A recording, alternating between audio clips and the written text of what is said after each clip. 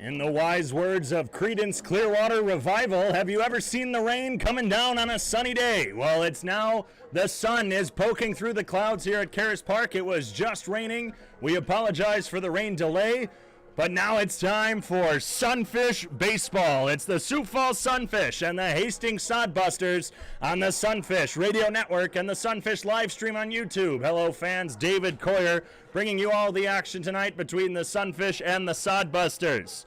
The Sunfish held a 3-run lead through 6 innings before the Sodbusters would tack on 2 to make it a 1-run ball game in the 7th last night, and then go on to score 5 more for a total of 7 unanswered runs to take the game 7-3 against the Sunfish. We now return to Caras Park after a slight rain delay to see how the Sunfish will respond in Game 2. It's Brooks Capel on the mound, the throwdown from Declan Beers to second, and we are just moments away from first pitch in Sioux Falls. The Sodbusters go with Omar Jackson to lead it off, followed by Cole Dawson, Tyler Monroe, Jack Hammond to round out the top 4. James Shimashita, Carson Cahoy, Matt Rodriguez, Ian Riley, and Conor Feeney.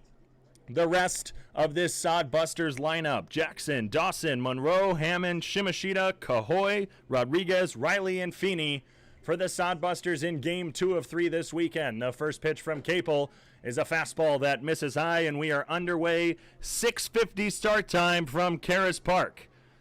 Once again, it was, well, a bit of a rain delay here in Sioux Falls. Next pitch from Capel, a breaking ball hits the outside corner to Jackson. It's now 1 ball, 1 strike. But the rain delay doesn't stop the Sunfish. Turf infield with a grass outfield. The 1-1, a fastball high. Capel falls behind 2-1. What was otherwise a very rainy Saturday afternoon in Sioux Falls has now turned for the better. Fastball just misses high. It's 3 balls, 1 strike now to Jackson. We were looking at the radar, and the rain was said to pass at around 6:50, and so it has. Breaking ball misses away, and Brooks Capel walks the first man aboard.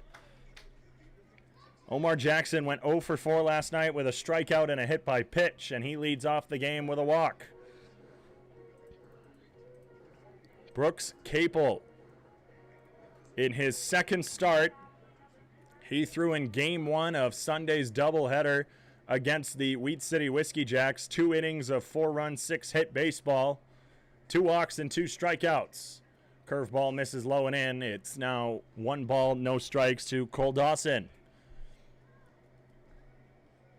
Capel, more of a relief pitcher. Today might be a bullpen game for the Sioux Falls Sunfish. 1 ball, no strikes. Fastball misses low and in. It's now 2-0. An 11.81 ERA for Capel in 3 games and 1 start. 5 1/3 innings pitched, 5 strikeouts, 4 walks, 8 hits. He's already given up a walk today. And here's the 2-0. This one pulled hard, but a bit too hard as that goes into the Caras Park parking lot. It's now 2 balls and 1 strike to Dawson. Cole Dawson, batting .366 on the season, went 0 for 4 with 2 strikeouts and a hit by pitch. He would score. Pickoff attempt at first, not in time. Gannon Thompson, Kenneth Dutka, and Zeph Hoffpower from left to right tonight. A late scratch, Tanner Wilson, who was feeling under the weather today, was replaced by Kenneth Dutka out in center field. The 2-1. Hit hard over the head of Norris Mcclure. That falls into left field for a base hit. Jackson takes a hard round around second base, but stays there as the first 2 reach against Brooks Capel.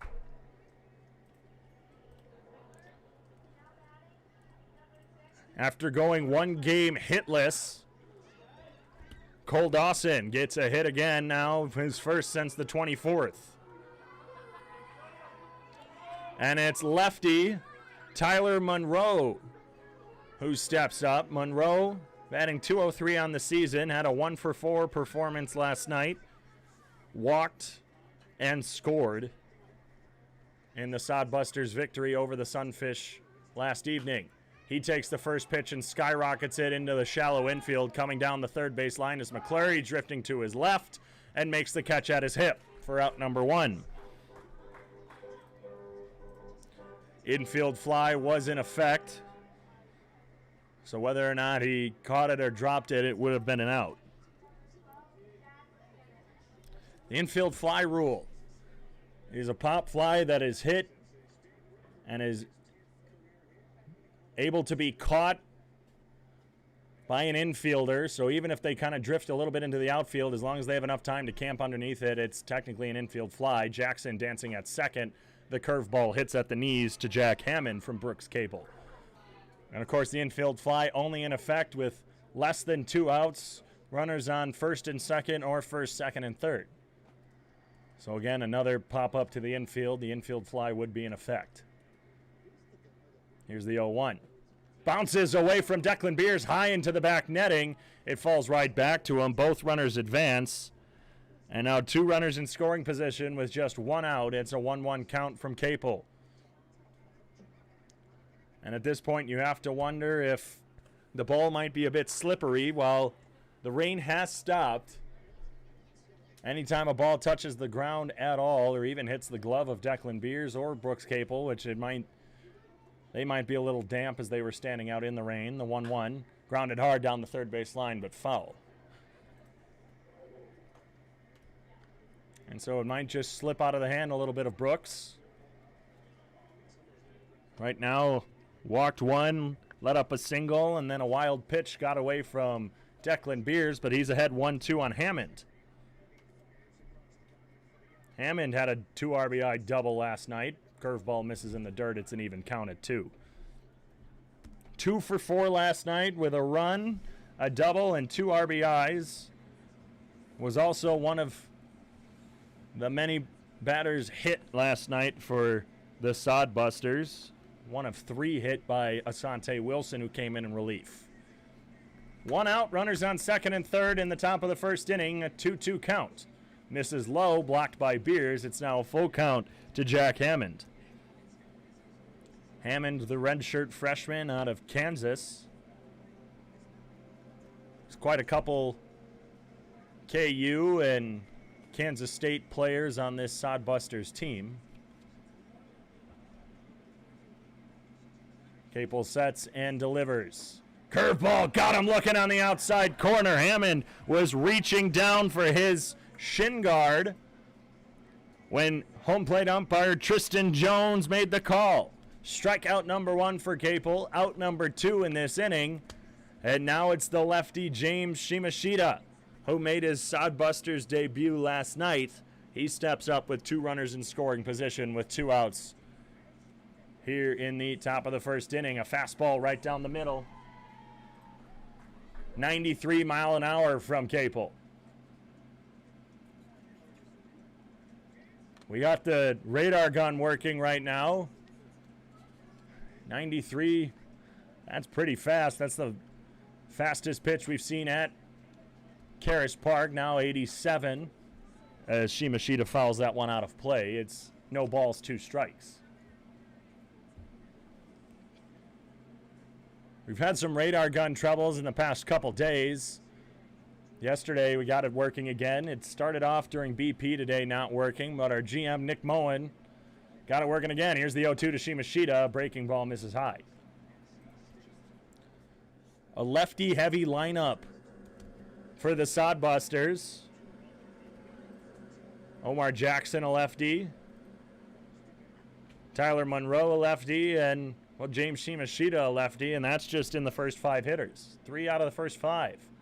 Capel, a hanging curve on the inside corner, just misses. Much to the displeasure of the Sunfish faithful here at Caras Park. 2 balls, 2 strikes, 2 outs. Runners on second and third in the top of the first after the rain delay here at Caras Park. The 2-2. Jammed him. That's going to be popped up into the seating. It rolls around just past the outstretched foot of a fan sitting at a table down to my left. A young fan goes, picks it up with his glove, and he gets a trophy he gets to brag to his other friends. A lot of Sodbusters fans here tonight, making the travel from Hastings or the surrounding area. The 2-2 from Capel. Curveball misses high. The Sioux Falls Canaries, the indie ball team here in town. We're in a heavy rain delay. They're just across town. Hopefully they got started up again. The payoff pitch swung on and missed. Capel slams the door with back-to-back strikeouts after allowing the first 2 on. Capel retires the next 3. No runs cross up, 1 hit, no errors, 2 left on base for the Sodbusters. The Sodbusters remain scoreless after the top half of the inning. We'll see what the Sunfish can do in the bottom of the first when we return.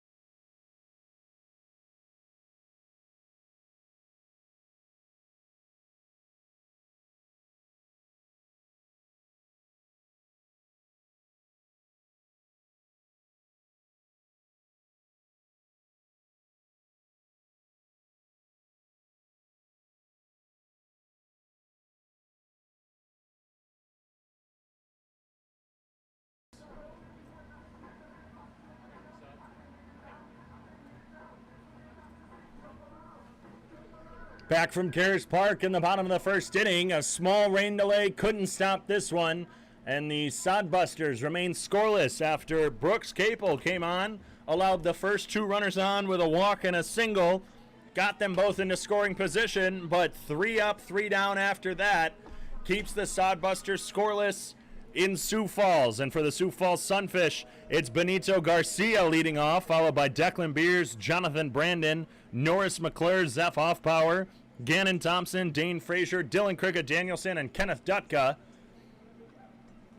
As a changeup hits at the knees to Benito Garcia from Trayton Scully, who is dealing on the mound for the Sodbusters tonight from Lincoln, Nebraska, a teammate of Jesus Licone at York College.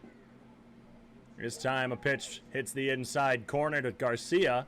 He's down 0-2. Scully, 2-1 on the season in 5 games. This is marking his 5th start in 6 games. The 0-2 swung on and driven high to right field. Making the catch out in right is Cahoy for out number 1.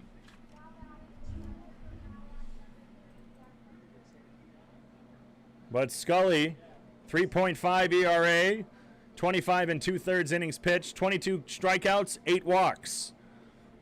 That's a heck of a ratio, and also allowing just 28 hits. Declan Beers steps up, takes a curveball outside for ball 1. So Benito Garcia retired on an F9, and it's Declan Beers up at the plate. Takes a breaking pitch low and away. It's 2 balls, no strikes. And in the last 5 games, Beers going 4 for 16. Struggling in, while the Sunfish have been struggling as well. 3 balls, no strikes now to Beers as the changeup misses away. Here's the 3-0. Pitch right down the middle. It's 3-1. In fact, in the last 5 games, the Sunfish have been hitting just .233, which is significantly lower than their season batting average. A fastball hits at the knees. It's now a full count. 39 points lower in the last 5 games than on the season. The payoff pitch swung on and missed. The curveball got him. And it's 2 up, 2 down for Scully. Jonathan Brandon, who led off last night's game with a solo home run on the first pitch he saw over the right field wall. He comes up now with 2 outs after Scully's breaking pitches have been fooling Sunfish hitters thus far. A slider swung on and missed. It's no balls, 1 strikes to JB. Brandon batting .271 on the season after his 1-for-3 performance last night. Was walked. Changeup misses low. Was walked. Had the home run. Scored twice. Had a stolen base, but was also caught stealing. Fastball misses in. It's now 2 balls, 1 strike to Brandon.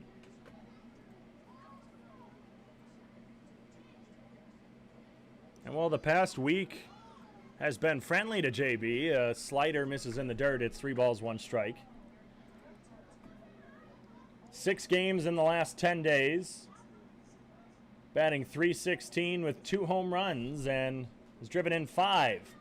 He's hit. And again, after not getting hit, he was the last active Sunfish to not be hit by a pitch. He has now been hit several times in the past couple games. He was first hit in Sunday's game against the Wheat City Whiskey Jacks. Was hit last night. Has been hit several other times. As have many Sunfish. Norris Mcclure, the ball gets away from the catcher. And Brandon swipes second on the ball that got away from Feeney. So now a runner on second, 2 outs for Norris Mcclure. He's up 1-0. McClure has been on a hot streak since showing up with the Sunfish. Through 8 games, has an 8-game hitting streak. Went 1-for-3 last night with a walk and a run. He started off the summer out in the Northwoods League with the Wisconsin Woodchucks. Grounds one over to second. The second baseman picks it up, throws it over to Shimashita. And that's Monroe to Shimashita for out number 3. Jonathan Brandon is left stranded. No runs, no hits, no errors. It's scoreless through 1 here at Caras Park.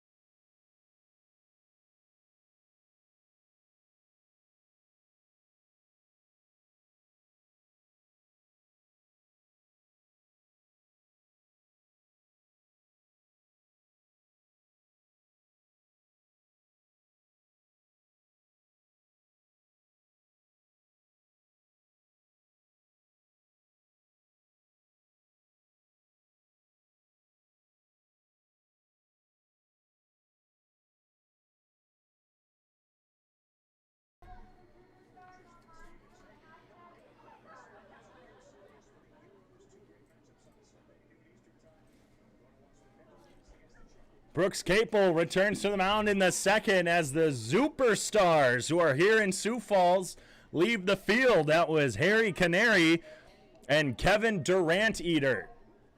Yeah, that's right. Animal puns. Gotta love them. A couple more superstars who aren't here. My favorite is Mario Lemieux. Of course, a play on Mario Lemieux. Carson Cahoy leads it off. He takes a fastball inside, 87 miles an hour from the hand of Capel. But the superstars, 45-plus different characters. A fastball misses to Cahoy. Cahoy from Grand Island, Nebraska, 6'3" righty. Swings through one for a strike. He's batting .254 on the season. Has a double, 14 walks, 18 strikeouts. Did not play last night against the Sunfish. Hasn't played since Thursday, where he went 2 for 4 against the Saber Dogs. Takes a curveball for a strike. It's an even 2-2 count. Swings through a slider. That's strikeout number 3 for Capel. And out number 1 here in the top of the second inning, bringing up Matt Rodriguez. Rodriguez last night came in late, played third base. So he did not get a plate appearance last night. And the first pitch he sees from a Sunfish pitcher is a fastball high. The Superstars is one of the most popular traveling acts in sports. The 1-0. Curveball hitting at the knees, evens the count at 1. They perform more than 180 shows per year at sporting events, corporate events, fairs, and festivals. They're like those blow-up, I want to say mascots. That's the word I was looking for. Curveball misses high. It's 2 balls, 1 strike. And while the ones that just came out in between were Harry Canary, which was a canary dressed like Harry Carey, obviously. This one popped high to the backstop. That's drifting over the netting. And that bounced and I think came up by our press box. There's netting above the grandstand. I don't know how that got through. That's quite terrifying, actually. Hopefully all of our fans are okay down there. Everyone was scattering. A couple kids were coming to try and get it. It's 2 balls, 2 strikes now to Rodriguez. Here's the pitch. Check swing, got the inside part of the handle. Did not hit Rodriguez. It fouled actually to the backstop, and it still remains a 2-2 count. But the Superstars appearing at today's game. They were in Pierre for the Trappers Whiskey Jacks game last night. The 2-2 misses high and inside. It's a full count now. Tonight it's Harry Canary, Ken Giraffe Jr., Kevin Durant Eater, Mike Rainbow Trout, Tommy LaSwordfish, and Tim Tebow. Fastball inside, got him swinging. That's 4 straight strikeouts from Capel, dating back to the first inning. And Capel, after struggling to start off the first inning, allowing a walk and a base hit, has now struck out 4 straight. He only had 5 coming into today's game, and the Gunter, Texas native is now up to 4. Bunt is shown. Fastball misses just off the plate as the lefty Ian Riley steps up. Another lefty in this Sodbusters lineup. I think this is the most lefties that I've seen against an Expedition League team, as a sweeping curve misses low and in. It's 2 balls, no strikes. Riley through 16 games, batting just .096. He's 5 for 52. 16 strikeouts on the season. Fastball misses high. Capel behind 3-0. He last played Thursday, going 0 for 3 with 2 strikeouts against the Saber Dogs. Has not had a hit since June 12th in the 5-3 win over the Western Nebraska Pioneers. A changeup misses high and away, and Riley draws the 2-out walk. That's the first time that he's reached since Wednesday after going 0 for 3 on Thursday. And it's now Conor Feeney, the catcher, the number 9 hitter for the Hastings Sodbusters. He's played in 2 games. Both of them were this week against the Sabre Dogs, making his 3rd appearance now against the Sioux Falls Sunfish in Game 2 of this 3-game series. Takes an 86-mile-an-hour fastball at the knees for a strike. In 2 games, he's 1 for 5. Went 1 for 3 on Thursday in the 7-4 Sodbusters loss to Souris Valley.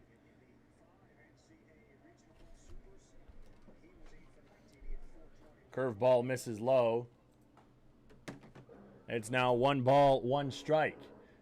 In the top of the 5th inning, between Texas and Mississippi State, it's 2-1 Texas, and there's a liner, but into the glove of the second baseman, runner on second.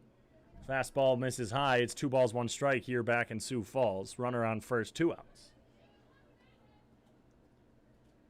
The winner of Texas and Mississippi State heads to the College World Series final to face off with Vanderbilt, who late last night, it was announced, made it after NC State was deemed unfit to play due to their COVID-19 protocol. A changeup is swung on and missed by Conor Feeney, and the count is even at 2 balls, 2 strikes with 2 outs, runner on first. It's a scoreless ball game in the top of the 2nd.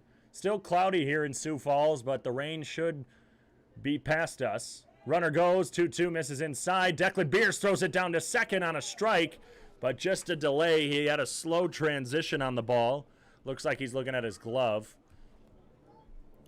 So a 2-out stolen base by Ian Riley, and a ball on the inside missing to Conor Feeney makes it a full count with a runner on second. That's just the 38th stolen base for the Sodbusters. They're 11th in the Expedition League. Curveball swung on and missed on the inside.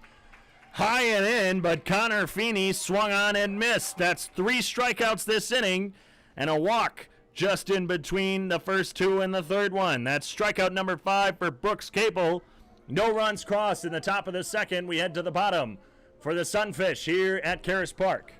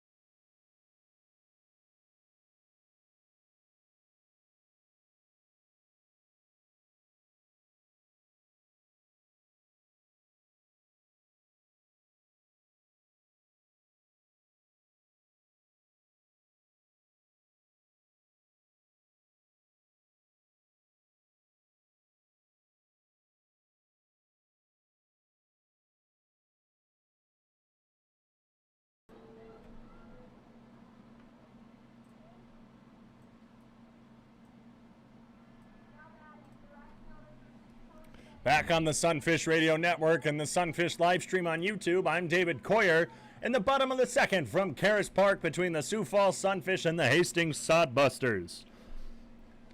Leading it off for Sioux Falls here in the bottom of the 2nd inning is Zeph Offpower, who takes a breaking pitch in the dirt. It tried to be scooped by Conor Feeney, but it got away from him. Home plate umpire Tristan Jones tonight with Sam Barrett out in the field. After last night's Sunfish loss, they fell to 11-15. Hoffpower swings through a curveball for strike 1.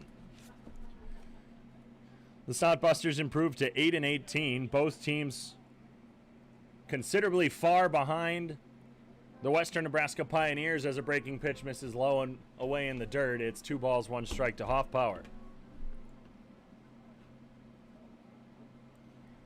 Zeph takes a curveball in the dirt. It's 3 balls, 1 strike.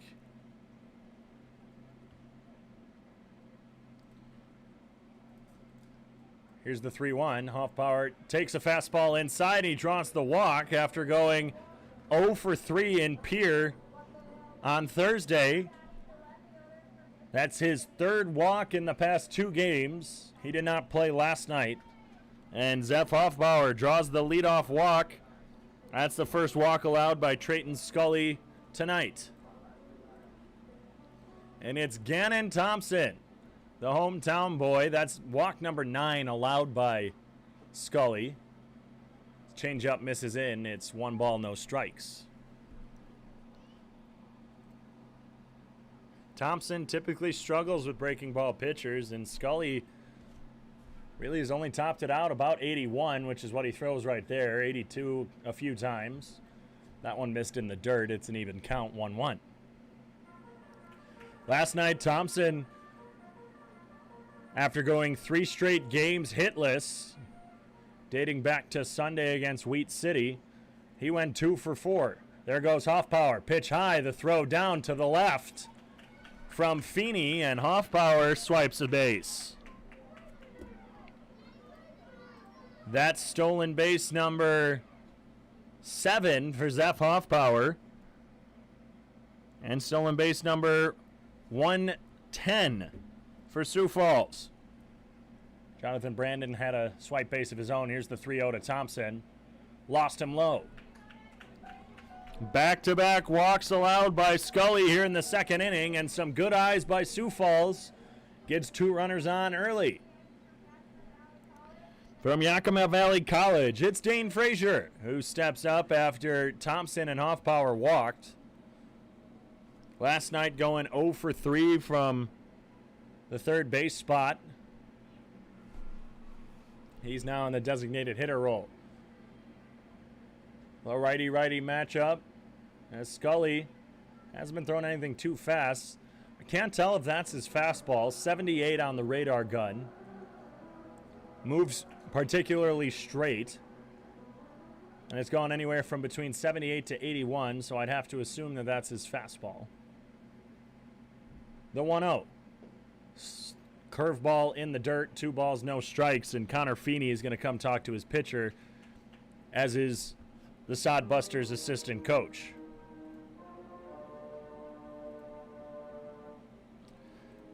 And while in the last 5 games, again, the Sunfish haven't been doing too hot. 233 batting average, 21 runs.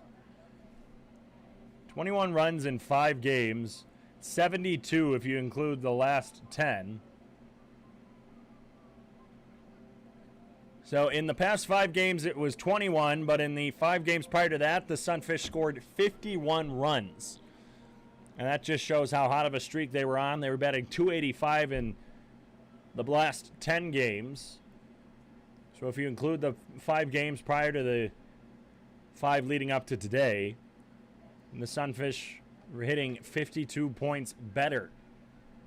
Struggled a little bit against Pierre earlier this week, and against Hastings last night. A grounder off the shin of Sam Barrett. That's going to roll into left field. Zeph Hoffbauer rounding third. Time is going to be called on an absolute line drive off the shin of Sam Barrett, who was standing on the grass right in front of shortstop. Tyler Olmstead is going to walk out to try and talk to the field umpire. And here comes the trainer from the Sunfish dugout. Dane Frazier is going to be talking to James Shimashita at first, as a little meeting is going to convene around Sam Barrett with the Sunfish base coaches, the trainer on duty, and Tristan Jones. Gannon Thompson is currently standing on the first base side of second with Zeph Hoffbauer on third. That was an absolute hard hit ground ball. Well, actually, I think it might have, obviously we don't have replay up here in the booth. If I'm remembering it correctly, that actually might have just been a very low line drive. That's the first time the Sunfish have hit a ball off of an umpire this season. Barrett gives the knuckles to his teammate, or to his crew member, Tristan Jones. The Trainer is walking off the field. Walker Bullington coming out and just asking Sam if he's okay. Bullington and Barrett have had some bad blood in the past. So the bases are now full as the ball was called dead right off the bat of Dane Frazier. And we have Dylan Cricket Danielson stepping up with the bases loaded, nobody out. Hoffpower at third, Gannon Thompson at second. Cricket Danielson swings through a curveball, gets a piece of it though on the delayed foul tip call. Still a scoreless ball game here from Sioux Falls after a bit of a rain delay. Started around 6:50, closer to the usual road start times of 7:05. Here's the 0-1 to Cricket Danielson. Rolls over one into the Sodbusters dugout. They give that a single to Dane Frazier, as it should be, because that potentially would have gone rolling into left field, and the Sunfish, as Hoffpower was rounding third, may have taken a 1-0 lead. Dylan Cricket Danielson hasn't been having too hot of a season, just batting .125. Here's the 0-2. Swings through a curveball, couldn't get a piece of it for the first out of the second inning, the second strikeout of the day for Scully. That's Cricket Danielson's 20th strikeout on the season. 21st, excuse me, and he is now tied with Benito Garcia for the team lead. Kenneth Dutka rolls over one, right side. That's going to be stabbed by Monroe. Throws over to first in time, but Zeph Hoffpower scores. Kenneth Dutka with a sacrifice ground out. Got him out. Advanced the runners to third and second. Hoffpower scores from third on the 4-3. And it's now 1-0 Sunfish with 2 outs in the bottom of the second. The Sunfish were the team that scored first last night. In fact, they took a 3-0 lead early on before surrendering 7 unanswered runs to the Sodbusters in the 7-3 loss. Benito Garcia takes a curveball inside. It's no balls, 1 strike. Garcia flew out in the first inning. Over to right field to Carson Cahoy. And the Superstars on full blast here in Sioux Falls. I believe I just saw Tim Tebow. Slider misses low, blocked by Feeney. He thought it got by him, instead it rolled back in front of home plate. A good stop there by the Sodbusters catcher.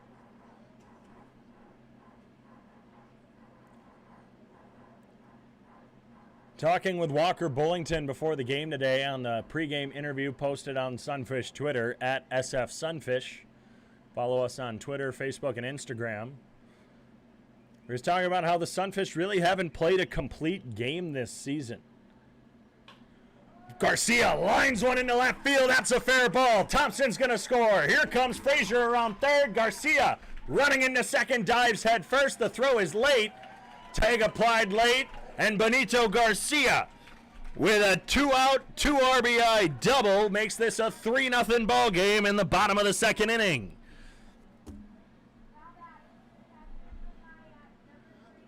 Garcia pulled that one down the left field line, kept it just fair.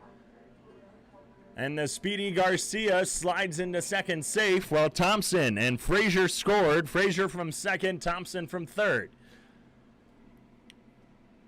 That's 2 hits in the game, both this inning, and 3 runs have crossed as Declan Beers swings through a fastball. Doesn't get a piece of it off the end of the bat. He's using the teal one today. He's down 0-1 after striking out in the first. The Sodbusters wearing all gray with green socks. Scully's curveball swung on and missed by Beers. Sodbusters in green lettering across the chest. Green numbers on the back. Green hats with a yellow brim, white front. The Sunfish with their gray tops, white bottoms. Beers has his pants running high with black socks showing. Most other Sunfish have their pants down. The 0-2 to Beers. Swung on and missed. Curveball got him. Beers slams his bat into the dirt in frustration. That's his second strikeout of the day. Third for Scully. But the Sunfish cross 3 off of the Benito Garcia double. And the Kenneth Dutka, ground out. 3 runs cross off 2 hits, no errors, just 1 left on base. It's 3-0 Sunfish after 2.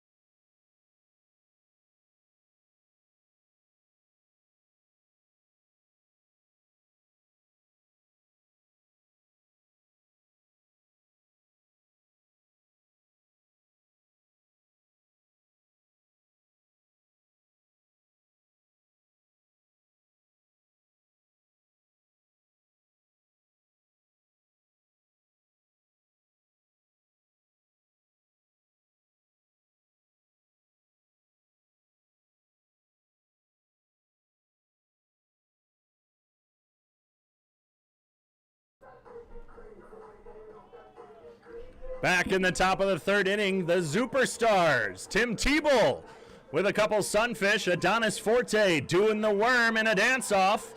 Himself and Asante Wilson, the 2 Sunfish in the dance-off. We have another member of the Sunfish team. He's getting tackled by Tebow.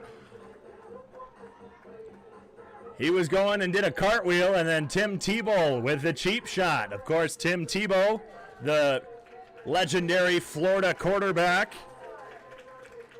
Here's the Tebow from Tim Tebow.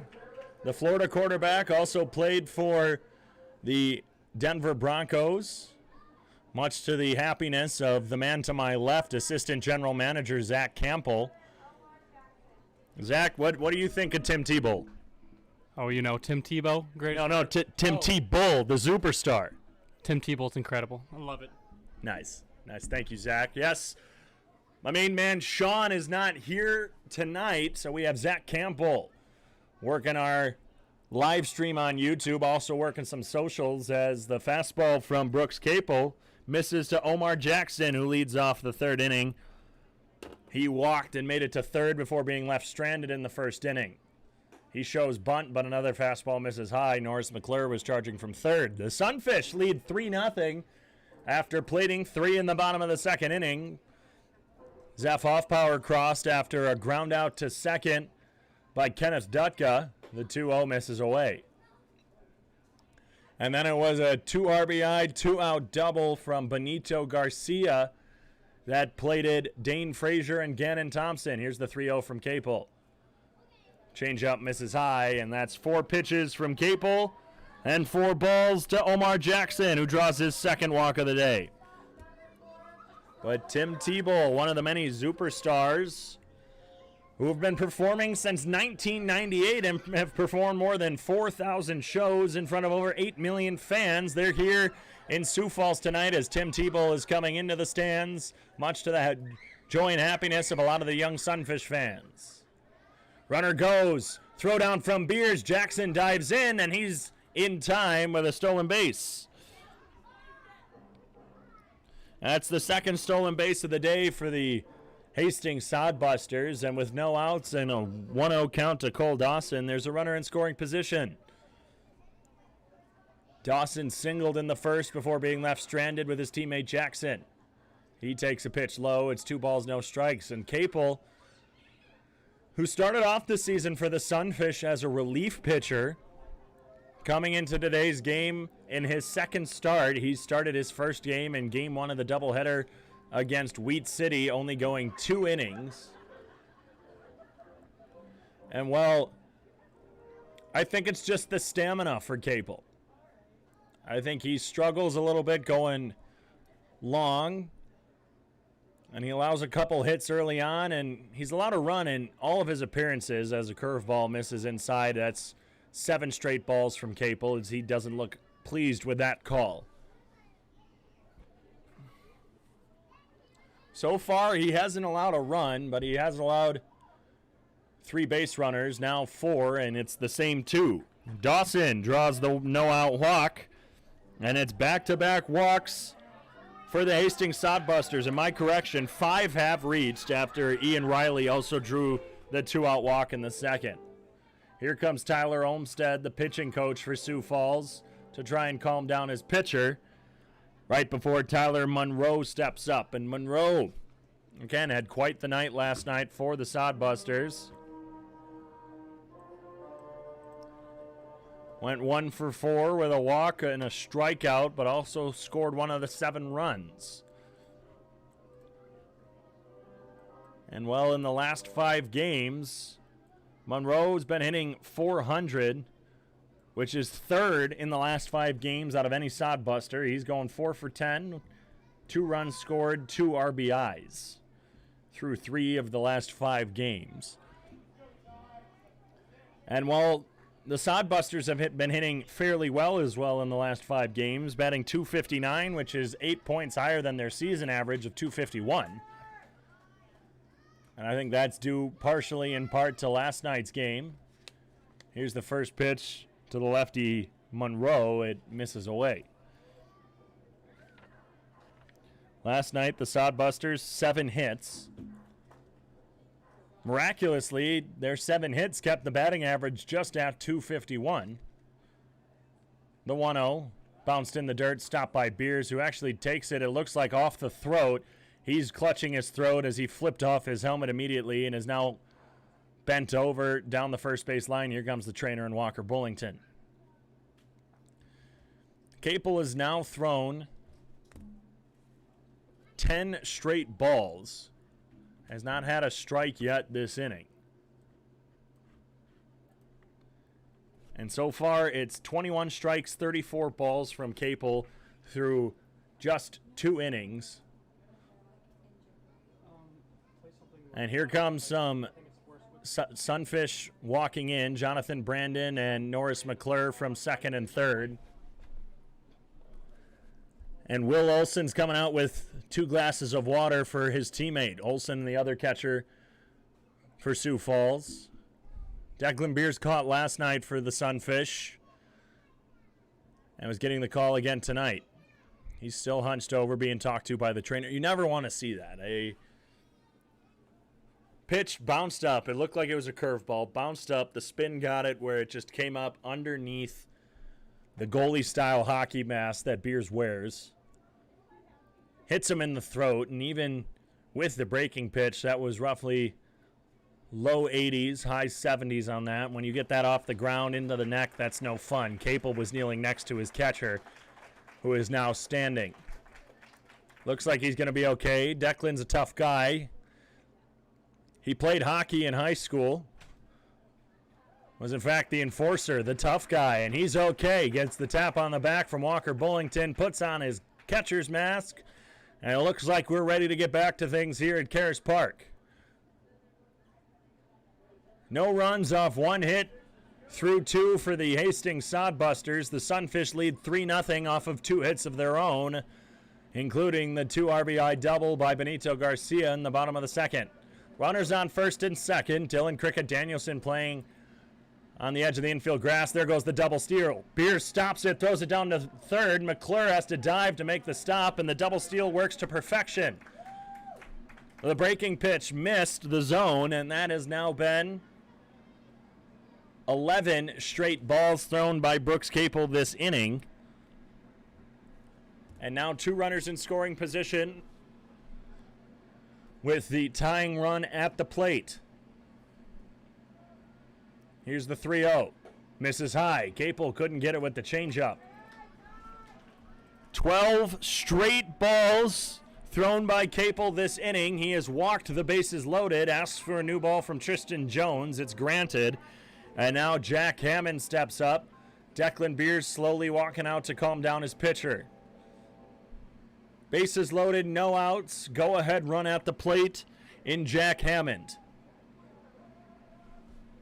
Hammond, last time up in the first inning, struck out looking, thought it was ball 4, but instead was sent back to the Sodbusters dugout.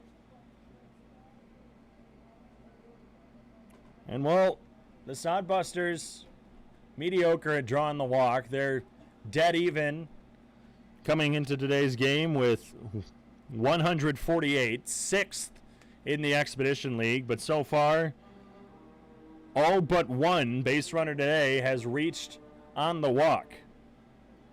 Omar Jackson led off the first with a walk. Ian Riley drew the 2-out walk in the second, and then 3 straight here in the third after Brooks Capel retired 5 out of 6. Actually, excuse me, he retired the last 3 of the first 2 of the second. So 6 out of 7 dating back to the first inning into the second. The only one who reached was that walk from Ian Riley. His time is called before the first pitch is thrown to Jack Hammond. Walker Bullington standing just outside of the Sunfish dugout as the curveball misses high. Bullington's calling time, and he's going to call Beers back, and it looks like Beers might be pulled out of this game. Yes, he is, in favor of Will Olson. So Declan Beers being substituted in for Will Olson after taking a curveball off of the neck. It bounced up from the ground, and well, Will Olson is going to relieve Declan Beers. Beers finishes the day 0 for 2 with 2 strikeouts. We're going to assume that Will Olson's going to be taking over in that 2 spot, but he's subbing in at catcher. Olson was not here yesterday. He was one of 3 Sunfish players who missed due to a Augustana University teammate's wedding. Olson, of course, the Augustana catcher, calls Caras Park his home during the college season, and he's now going to be calling the signs behind the plate for his pitcher, Brooks Capel. He's going to go over signs with his pitcher now just to make sure they're on the same page. Some catchers might have different signs. For the most part, from what I've been told, most guys have the same signs, or at least among this Sunfish team, but I just saw Olson kind of putting some into his glove, just making sure himself and his pitcher are on the same page and there's no confusion. If a catcher and a pitcher aren't on the same page, well, that can cause trouble. You can get balls that are put in places where the catcher is not expecting, and then you get wild pitches all over the place, pass balls all over the place. Capel now dealing to Jack Hammond. This one rolled over, but down the third base line, foul. 1-1 count now to Hammond. He struck out looking again all the way back in the first inning. We're in the top of the third, no outs, bases loaded. Declan Beers was just subbed in by Will Olson. This time a breaking pitch hits the outside corner and is also swung on by Hammond. It's 1 ball, 2 strikes.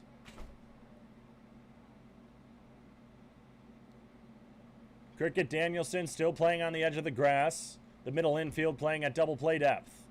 This one rolled over into the Mcclure. He bobbles it, throws it home. They get the force out. Mcclure took that one and bounced into his chest. Had a tough time getting it into his hand, into his glove, but able to recover in time to get Omar Jackson on the 5-2 fielder's choice. Hammond reaches first. Everyone else advances. And now there's 1 away in the top of the third. First pitch swung on into left field. Shimashita. That's going to go foul, though. Gannon Thompson on his horse. And that foul ball is going to be presented by Keg Chicken. Order it, eat it, crave it. Keg Chicken. Let's have a keg. Delicious chicken, by the way. I know I say that every time I do that read. We get it after the games. It's fantastic. Head over there. Here's the 0-1. Shimashita takes a curveball low. It's now an even 1-1 count. Shimashita, who made his debut last night for the Sodbusters, struck out swinging to end the first inning and leave the 2 runners stranded. Here's the 1-1. Fouls one over the press box out of play. It's now a 1-2 count. And so far, Brooks Capel walked the bases loaded on 12 straight pitches to kick off this 3rd inning. He's now on his 2nd catcher of the game after Declan Beers had to be subbed out. Here comes the breaking ball, grounded to short. Garcia over to Brandon, over to Cricket Danielson at first. They got the double play. Brooks Capel, after walking the bases loaded on 12 straight pitches, gets out of the jam with a fielder's choice and then a double play. No runs have crossed yet for the Sodbusters. They've now left 5 runners stranded through 3 innings. It's 3-0 Sunfish as we head to the bottom of the 3rd from Caras Park.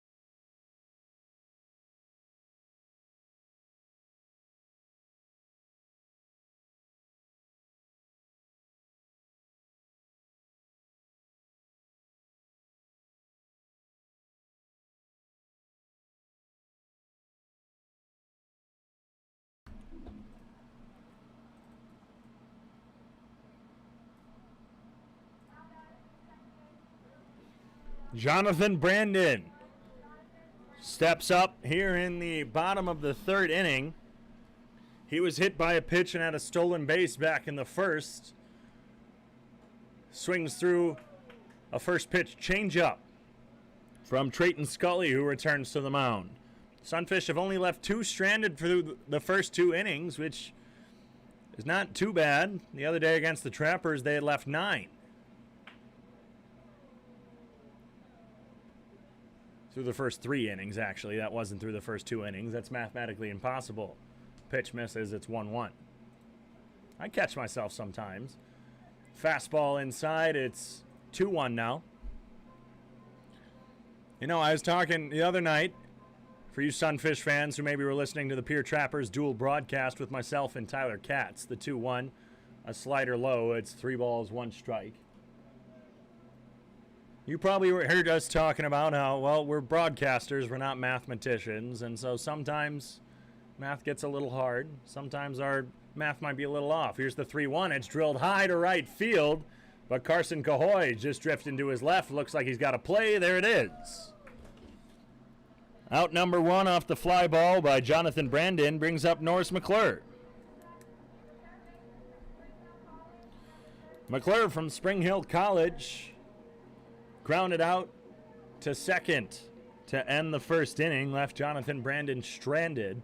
It's still a 3-0 ball game after Zeph Hoffpower and Gannon Thompson led off the second with 2 walks. It's a fastball, misses outside. Dane Frazier followed it up with a single right off the shin of field umpire Sam Barrett. The 1-0, another fastball, 80 on the radar, missed just low and away. And then it was a ground out by Kenneth Dutka that scored Hoffpower, and a 2-out double by Benito Garcia that scored the other 2. Breaking pitch bounces off the plate. It's 3 balls, no strikes from Scully.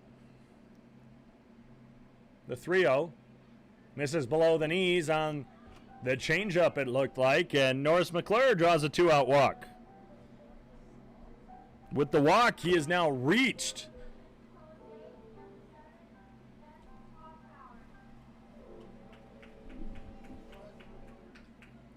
Norris Mcclure with the walk. The 1-out walk has now reached in every game he has played.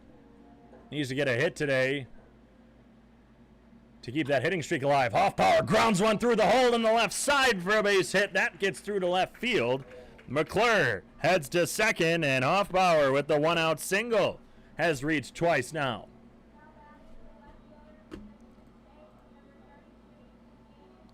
And Zeph Hoffpower hadn't gotten a hit since the 6-5 loss on Tuesday.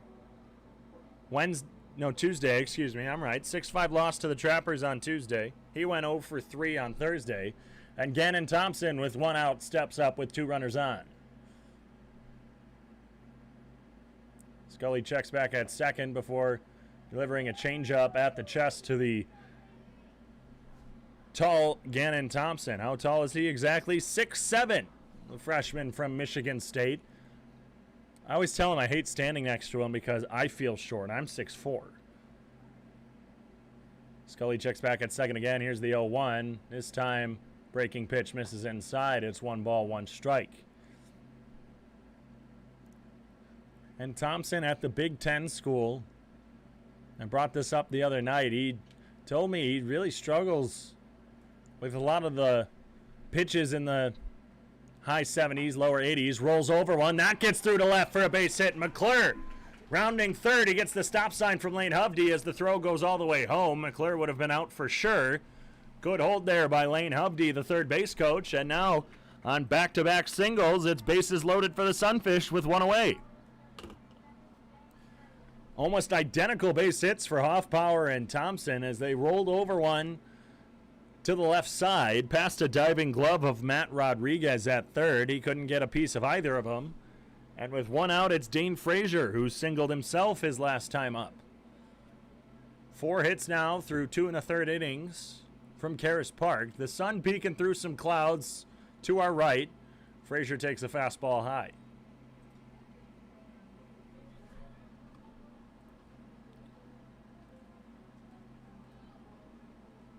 And Scully from York College throws one. It bounces away from Feeney. Here comes McClure chugging home. Feeney couldn't even pick it up with his bare hand. He was struggling.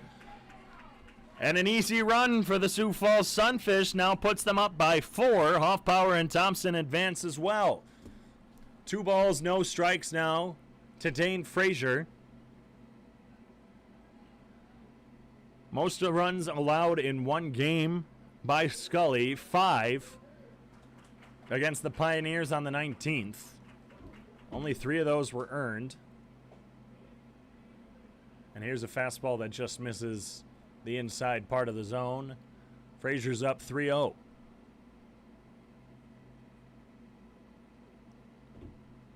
Four and 2/3 innings from Scully that last time up.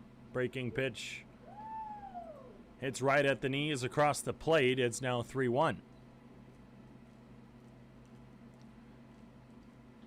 Last time that Scully allowed just only 4 runs was on the 29th against the Moo. Frazier pops this one up to first. Shimashita was heading over to the foul line before charging in and making the easy grab for out number 2.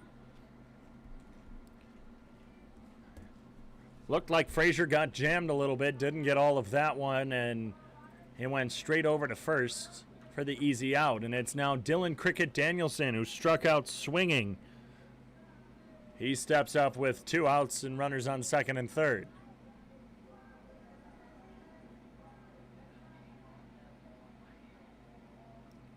And Dylan Cricket Danielson with 21 strikeouts now on the season.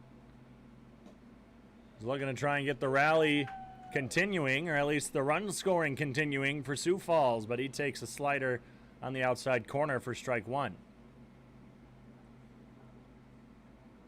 In the College World Series semifinal between Texas and Mississippi State, this one gets through. It bounces off the backstop. Gannon Thompson was about halfway down to third, but a good hold by Hoffpower as The 77-mile-an-hour pitch that got through the legs of Feeney went straight to the backstop and ricocheted about halfway back. Feeney would have easily gotten Hoffpower out. Not to disparage Hoffpower's speed, but the ball was just in a nice position for Feeney to get it. So 1-1 count now to Cricket Danielson. Fastball misses just low. It's now 2 balls, 1 strike.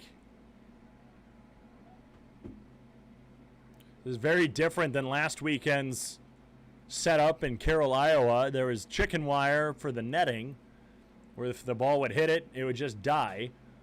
Cricket Danielson grounds one into the Sodbusters dugout. No Hastings player could get a hold on it as it fell out. It looked like someone tried making the catch but couldn't. It's now 2 balls, 2 strikes, 2 outs to Dylan Cricket Danielson.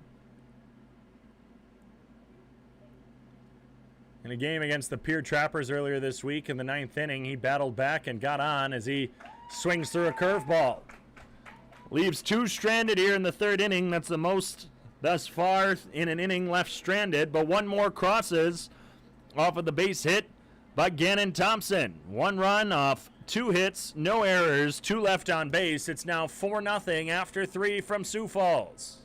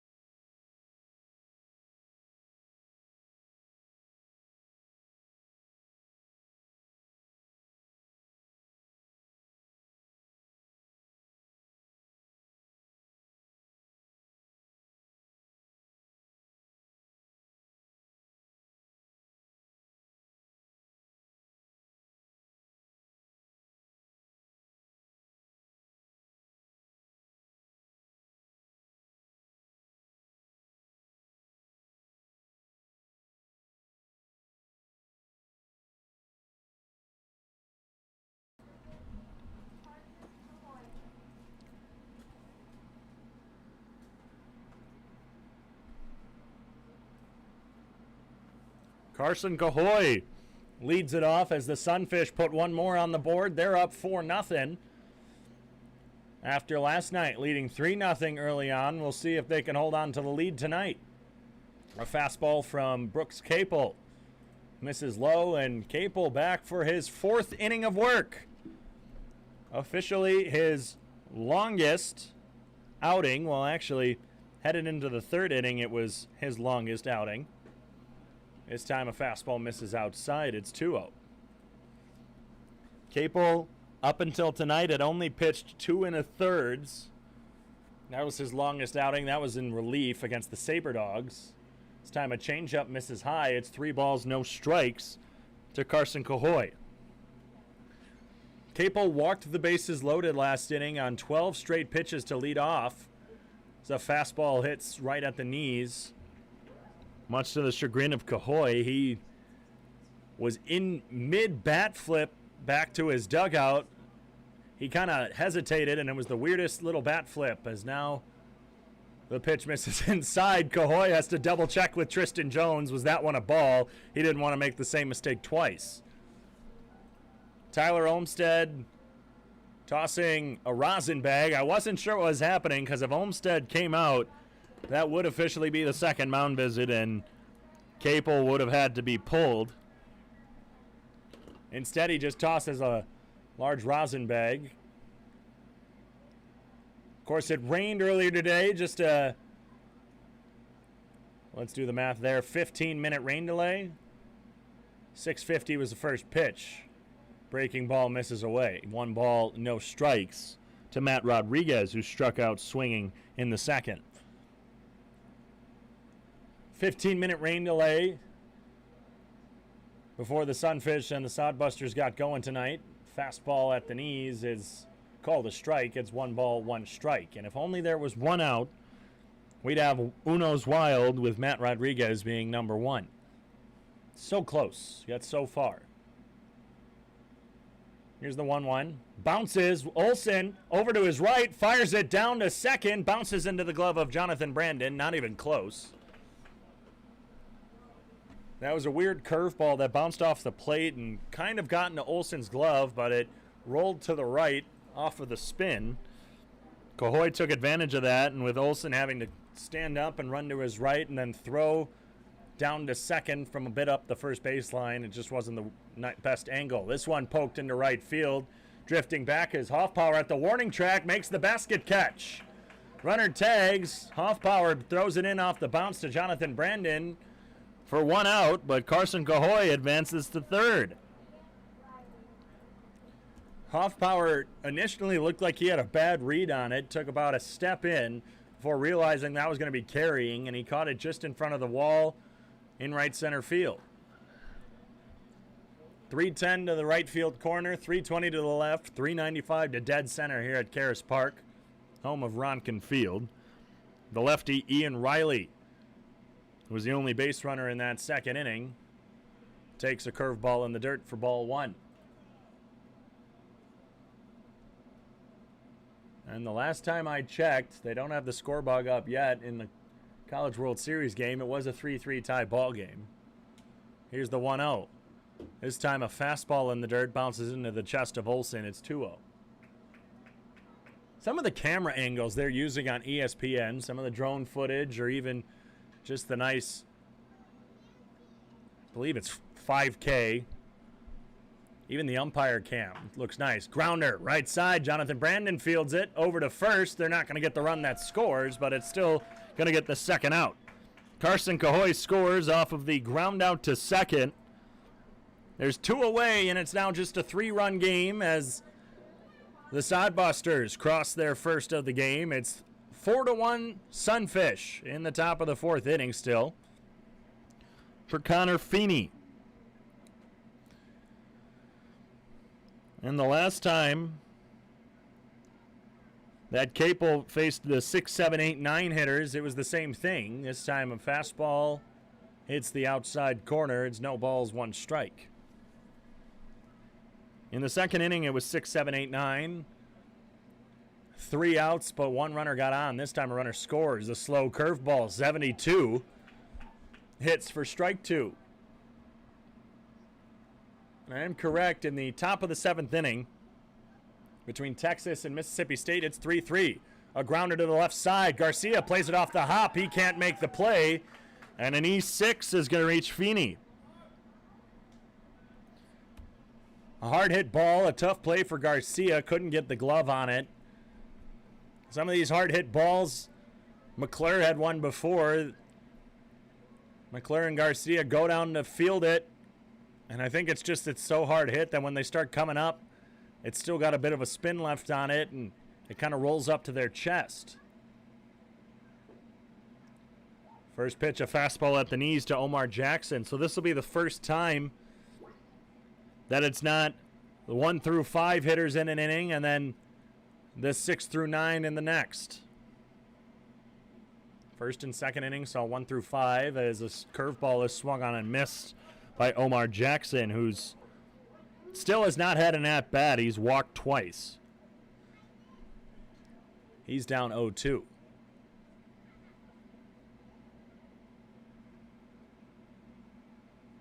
Two outs, runner at first. The pitch bounces in front of the plate into the glove of Will Olsen on the curveball.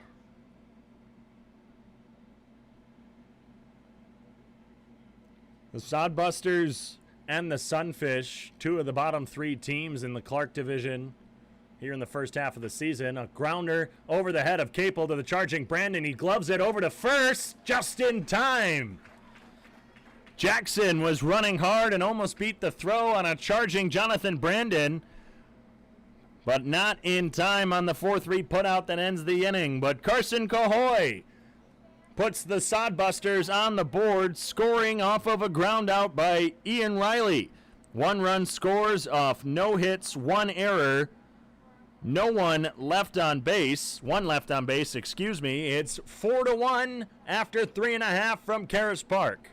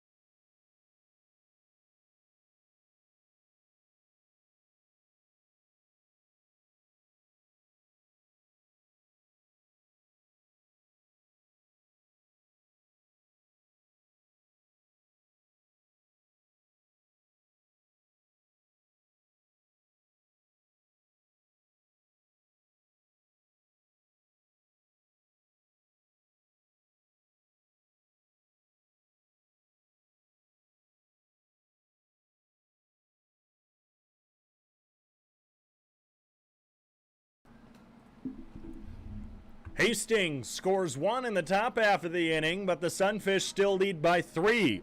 Kicking off the bottom of the 4th inning, it's Kenneth Dutka. He grounded out but scored. Zeph Hoffpower got the RBI. His last time up, he started to show bunt, but the fastball out of the hand of Trayton Scully missed high and away. That Dutka pulled back in time. Here's the 1-0. Bounces in front of Feeney, and that bounces all the way back to the netting. I don't know if it's just because it's the slickness of home plate, the slickness of the turf from the rain or something, but when the ball has been bouncing today, it's been bouncing everywhere. Obviously, the infield here as Dutka rolls over one into the Sunfish dugout. It's now 2 balls, 1 strike. But it's whenever it's bouncing everywhere, it's got a hard bounce. A slow roller down the third base line. Matt Rodriguez charges, fires across his chest, but Shimashita has to come off to make the catch. And Kenneth Dutka reaches first, and I'm not sure if they're going to give that an error. I don't think it should be. I think Dutka would have beat the throw anyway. Nope, they're giving that an infield single, rightfully so. And Kenneth Dutka, well, he's on quite the bit of a hitting streak. 1, 2, 3, 4, 5, 6, 7, now 8. Pickoff attempt at first, not in time. 8-game hitting streak for Kenneth Dutka. And, well, he shaved his mustache, much to the chagrin of Sunfish fans and coaches everywhere. Benito Garcia showed bunt but pulled back on the fastball that misses in. 2 balls, no strikes to Garcia. He had the 2 RBI double back in the 2nd inning that made it a 3-0 ball game before Dutka's ground out, pickoff attempt at first, not in time again. Dutka's ground out made it a 4-1 ball game. Or correction, actually, Dutka's ground out made it a 1-0 ball game before Garcia hit the double. Garcia pulls back on the bunt again. It's 3-0. Each time, Conor Feeney popping up and looking down at first. It was, in fact, Gannon Thompson's single that scored Norris Mcclure. That made it a 4-0 ball game before the Sodbusters scored their 1. Fastball misses high and in. It's 3-0 to Garcia. Despite allowing 4 runs through 3 innings, Scully's still out there. From what I can see, which I can't see much, usually I can see the top of the hats, there's no Sodbuster warming up in the pen. 4 pitches to Garcia, all 4 balls, and now the first 2 are aboard with a walk from Benito Garcia. And Will Olson is going to get his first at-bats. He subbed in for Declan Beers, who started off behind the dish, catching for Brooks Capel, before taking a curveball that bounced underneath the mask into the jaw and neck region. The corners of the infield playing on the grass. So pitch misses high and in to Olson. And while I wouldn't put it past Will to bunt, well, I don't think he's done it yet this season, and I really could just not see him bunting at all. Here's the 1-0, bounces in the dirt off the breaking ball. Olson, .393 batting average on the season. A pair of home runs, a triple, and a pair of doubles. His .750 slugging percentage. He had the go-ahead home run against the Trappers as he grounds this one foul down the third base line. He's still ahead, 2 balls, 1 strike. That foul ball presented by Keg Chicken. Order it, eat it, crave it, Keg Chicken. Olson's 9th inning home run, the 2-run bomb in Pier, put the Sunfish ahead. A triple by Jesus Licon will put them ahead by 3, and the 3 was all that was needed after 2 scored for the Trappers in the bottom half of the 9th. Olson swings through a curveball. It's an even 2-2 count. But it was Olson's home run that sparked the comeback in Pier, and the Sunfish got back on the winning track before dropping last night's game to the Sodbusters. We're in the bottom of the 4th inning. The Sunfish lead by 3. Here's the 2-2. Misses in the dirt. Good eye by Olson. He puts up the stop sign to Dutka at second.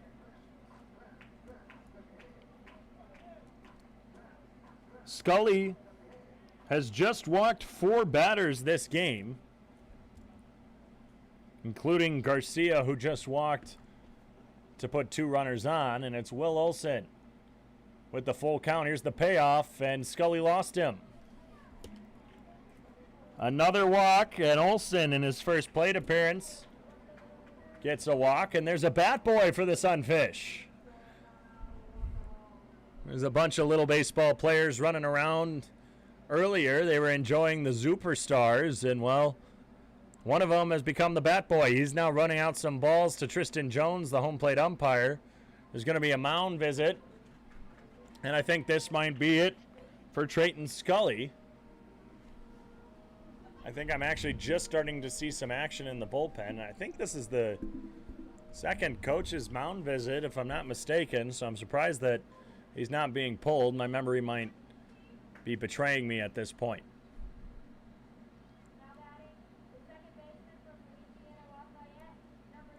But the Sunfish scored first, 4 runs to start off the game in the 2nd and 3rd inning. The Sodbusters scored a run in the top half of the 4th, and, well, that's exactly what happened last night. The Sunfish would go and score 3 early before allowing 7 unanswered.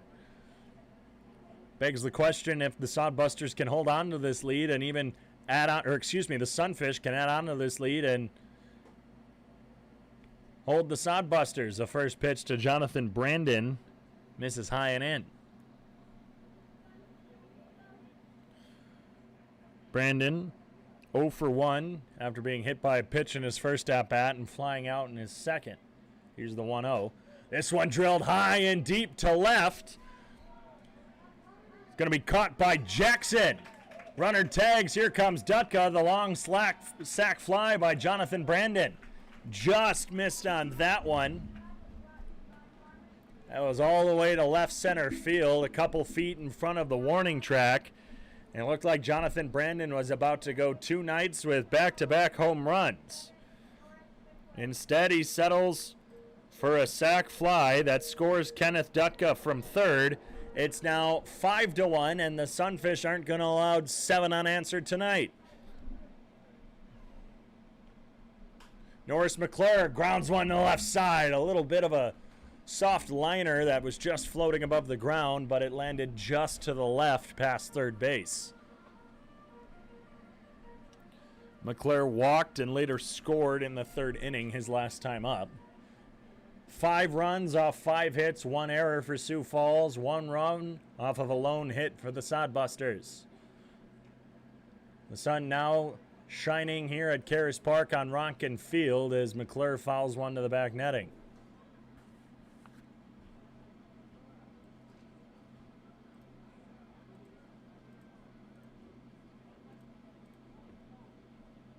Scully has thrown 43 balls to his 36 strikes, but he's ahead on McClure 0-2. McClure grounds one to short. Dawson takes it himself, fires it over Shimashita, not in time. So Benito Garcia heads over to third. Will Olson is retired at second off of the 6 unassisted. McClure reaches on the 6 unassisted fielder's choice. Based on the body language of James Shimashita, he is not too happy about that one on a bang-bang like that. Now McClure himself is a fast guy. Might have had it by about half a step, but also might have lost it by half a step. I'm not good on the bang-bang plays. There goes McClure. The ball gets away from Feeney, but again, it bounces hard off of the back padding. And Jonathan Brandon, or Benito Garcia rather, at third, was ready to go on the ball that got by. Instead has to stay at third because it ricocheted straight back to Conor Feeney. McClure now at second for Zeph Hoffpower, who takes another fastball high and in. 2 balls, no strikes. The throw back gets away from Scully. Not sure if Garcia was paying attention or not, or just chose not to go. The throw from Feeney to Scully got off the end of the glove, started rolling towards the second base side of the infield, or the right side of the infield.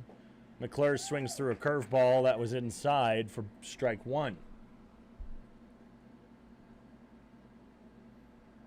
Update on a very crucial college baseball game. It's 3-3 in the bottom of the 7th. Runner on first for Mississippi State.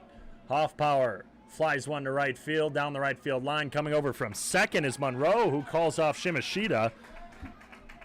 And a fly ball down the right field line retires Hoffpower and leaves 2 stranded. That's back-to-back innings with 2 stranded. The Sunfish score 1 more off 1 hit, no errors.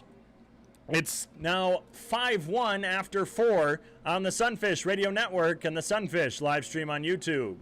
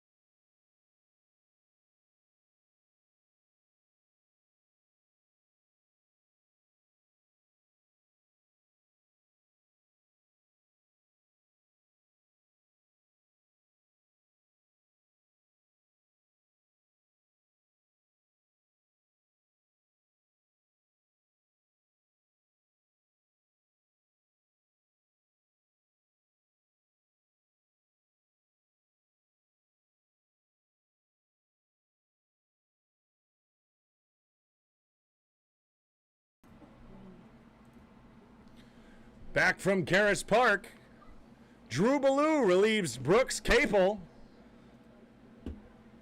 Capel got in some sticky situations today, Back from Caris Park, including walking Drew the bases Ballou loaded on relieves 12 Brooks straight Capel. pitches in the third before retiring the Capel next got in some three. sticky situations Or today, next two, rather, actually. including walking First pitch the from bases Drew loaded Ballou. on 12 straight pitches There's in a the curveball third at the before knees retiring the next to Cole two. Dawson. Sticky situations today. That's right in the third inning. Capel forced a fielder's choice. Drew Ballou. They got the leadoff runner out at home, and then a 6-4-3 double play ended the inning. Drew Ballou steps off, gives the thumbs up to Will Olson, knowing it was, I think, on him. Runner out at home, and then a 6-4-3 double play. The final stat line for Brooks Capel: 4 innings, 1 hit, 1 run, 6 walks and 5 strikeouts. As the pitch gets away from Will Olson to the backstop, it'll roll into his glove. It's at a 1-1 count to Cole Dawson, who has singled and walked in today's game from the 2 spot. So just 1 hit baseball. That single coming all the way back in the first inning. The walk was not Capel's friend. A bunt.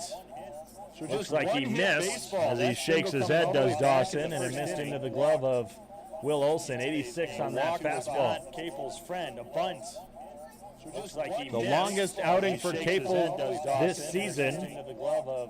And he's relieved by Drew Ballou, who is up 1-2 on Dawson. This one, slow popper, bounces into the glove of Brandon. He double took on his exchange, throws it over the head of Cricket Danielson.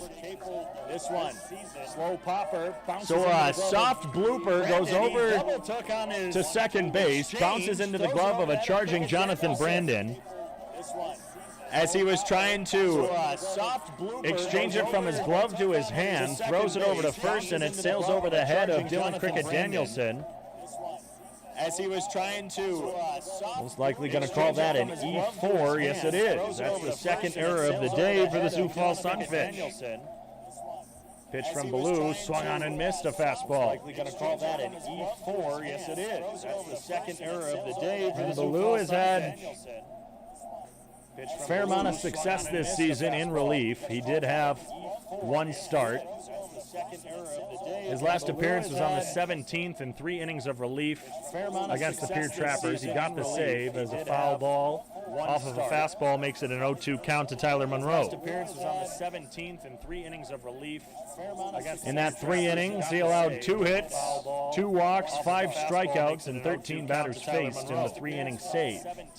It was a 9-3 Sunfish win, and while that might not be a save situation, any pitcher who comes in and pitches 3 innings of relief, runner goes. This one skyrocketed to the left side. Norris Mcclure backing up on the edge of the outfield, makes the catch, and on his way back to first was Dawson, who was trying to swipe a base. This one skyrocketed to the left side. Norris Mcclure backing up on the edge of the outfield. So Ballou coming into today's game in 4 games, 3.6 ERA, 1 save through 15 innings pitched, 18 strikeouts, 9 walks. Ballou coming into today's game in 4 games. And with 1 out in the top of the 5th inning, it's Jack Hammond, who reached on a fielder's choice but was out number 1 of that 6-4-3 double play back in the 3rd inning. And with 1 out in the top of the 5th inning, it's He struck out looking back in the He 1st. reached on a fielder's choice, but was There goes the out runner number 1 again. of that This time no 6-4-3 swing. The double throwdown play from back in Olson the is 3rd just a inning. bit high and not in time. Top of the 5th inning, Cole Dawson swipes a base. reached on a fielder's choice, but there goes the runner again. This time no swing. The throwdown from Olson is just a bit high and About not the in 4th time. stolen base today by the Sodbusters. They're getting very aggressive after, well, not necessarily stealing all too much early in the season. 37 coming into today's game, and they don't get caught too much. Just caught 10 times stealing. Got some quick runners there. Dawson on the pitch was already very close to second. This one skyrocketed to the shallow infield. Brandon calls off everyone and camps underneath it for out number 2. 2 infield fly balls. Surrender back-to-back batters. And here's James Shimashita. He's 0 for 2 with a strikeout and a ground out into that double play. Surrender back-to-back batters. Sunfish still lead by 4 after both teams scored 1 in the 4th inning in their respective halves. Double play. Fly balls. Surrender back-to-back batters. Sunfish Blue lead by sets 4 after both teams and delivers. scored 1 in the 4th inning in their respective His halves. fastball hits the inside corner to the lefty Shimashita. And Drew had been dealing with some injuries this season. Had a toe injury and an elbow. I wouldn't say it was an injury, but he was just dealing with some elbow problems. This season. And there was 10 days between his last 2 outings. He pitched on the 7th and the 17th. Slow ball, grounded past off the diving glove of Dylan Cricket Danielson.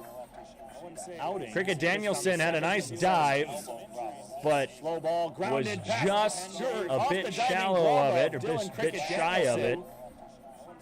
It went off the end of his glove towards Jonathan Brandon. No one was covering in time for the speedy, quick Shimashita. And I don't think that'll be given an error, but we'll see what it's officially called. It was a difficult play, but it was just to the right of Cricket Danielson. It is ruled an infield single. Now runners at the corners for Carson Cahoy. And by definition, if a player does dive out for one as a curveball hits for strike 1. If a player dives for a ball, almost by definition, it is not ruled an error. The in-between inning festivities, the Superstars showed Mike Rainbow Trout. 88-mile-an-hour fastball misses low and in.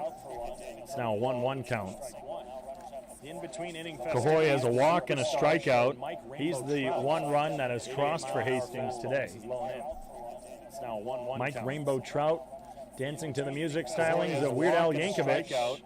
A swing on a curveball is strike 2. Shimashita takes second without any opposition.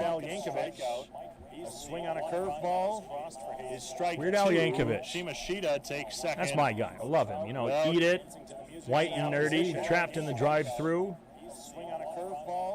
The Hamilton polka, that's a good one. A polka to the stylings of Broadway musical Hamilton. Here's the 1-2. Fastball just misses outside. Hamilton polka, that's on the check swing by Cahoy. Broadway musical Hamilton. Here's the 1-2.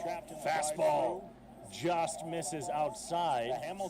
The saga begins swing by Cahoy to the tune of American Pie by Don McLean about the prequel trilogy of Star Wars. Here's the 2-2. Off the end of the bat, grounded foul down the first base side. To the tune of American Pie by just a big Weird Al fan, and while Mike Rainbow Trout of the Superstars had a bit in between the innings where he was dancing to Weird Al's Eat It, just a big Weird parody of Michael Jackson's Beat It. Both great songs. And he actually ate a Sodbusters coach, or at least someone dressed up as a Sodbusters coach, as Cahoy pops one high and over the right side netting. It looked, from the sounds of some of the fans in the audience, I think a young boy might have made the catch on the fly. The sounds of a couple guys to our right with some gloves. Wouldn't be a surprise. Maybe they will be future Sunfish someday. Who knows? A couple guys to our right. Blue looks in. Runners on second and third. 2 outs here in the top of the 5th inning. The 2-2 count. Here's the 2-2. Curveball got him looking. Lower inside corner, got Cahoy looking. That's his second strikeout of the day, the first for Drew Ballou. 2 runners are left stranded, no runs crossed, off 1 hit, no errors, 2 left on. It's 5-1 Sunfish as we head to the bottom of the 5th. 2 runners are left stranded, no runs crossed, off 1 hit, no errors, 2 left on.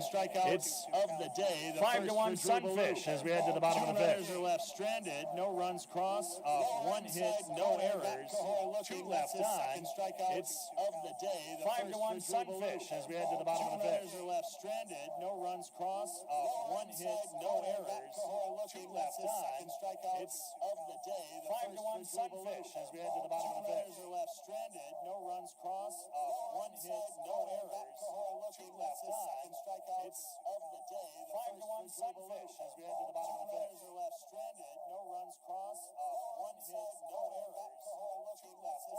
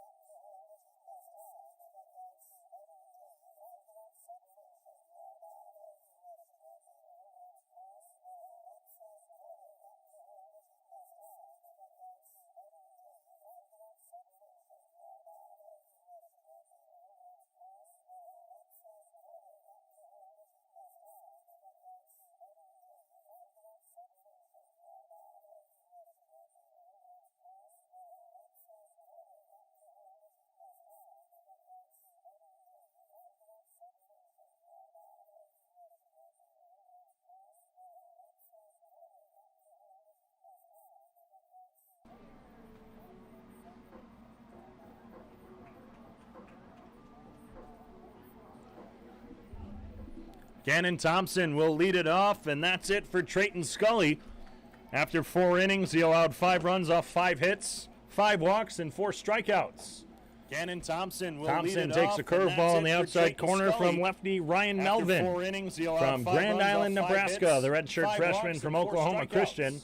Gannon Thompson will Thompson lead it takes off. a curveball. And We have a on the southpaw outside corner on the from mound lefty for the Ryan Sodbusters, Melvin. and well, lefties are not someone who the Sunfish are too successful with this season. Gannon Thompson takes a curveball. We have a southpaw. Don't have many specifics, but just from pure observation. Sunfish are too successful with this. Here's the 2-0 now to Thompson. A curveball swung on and missed.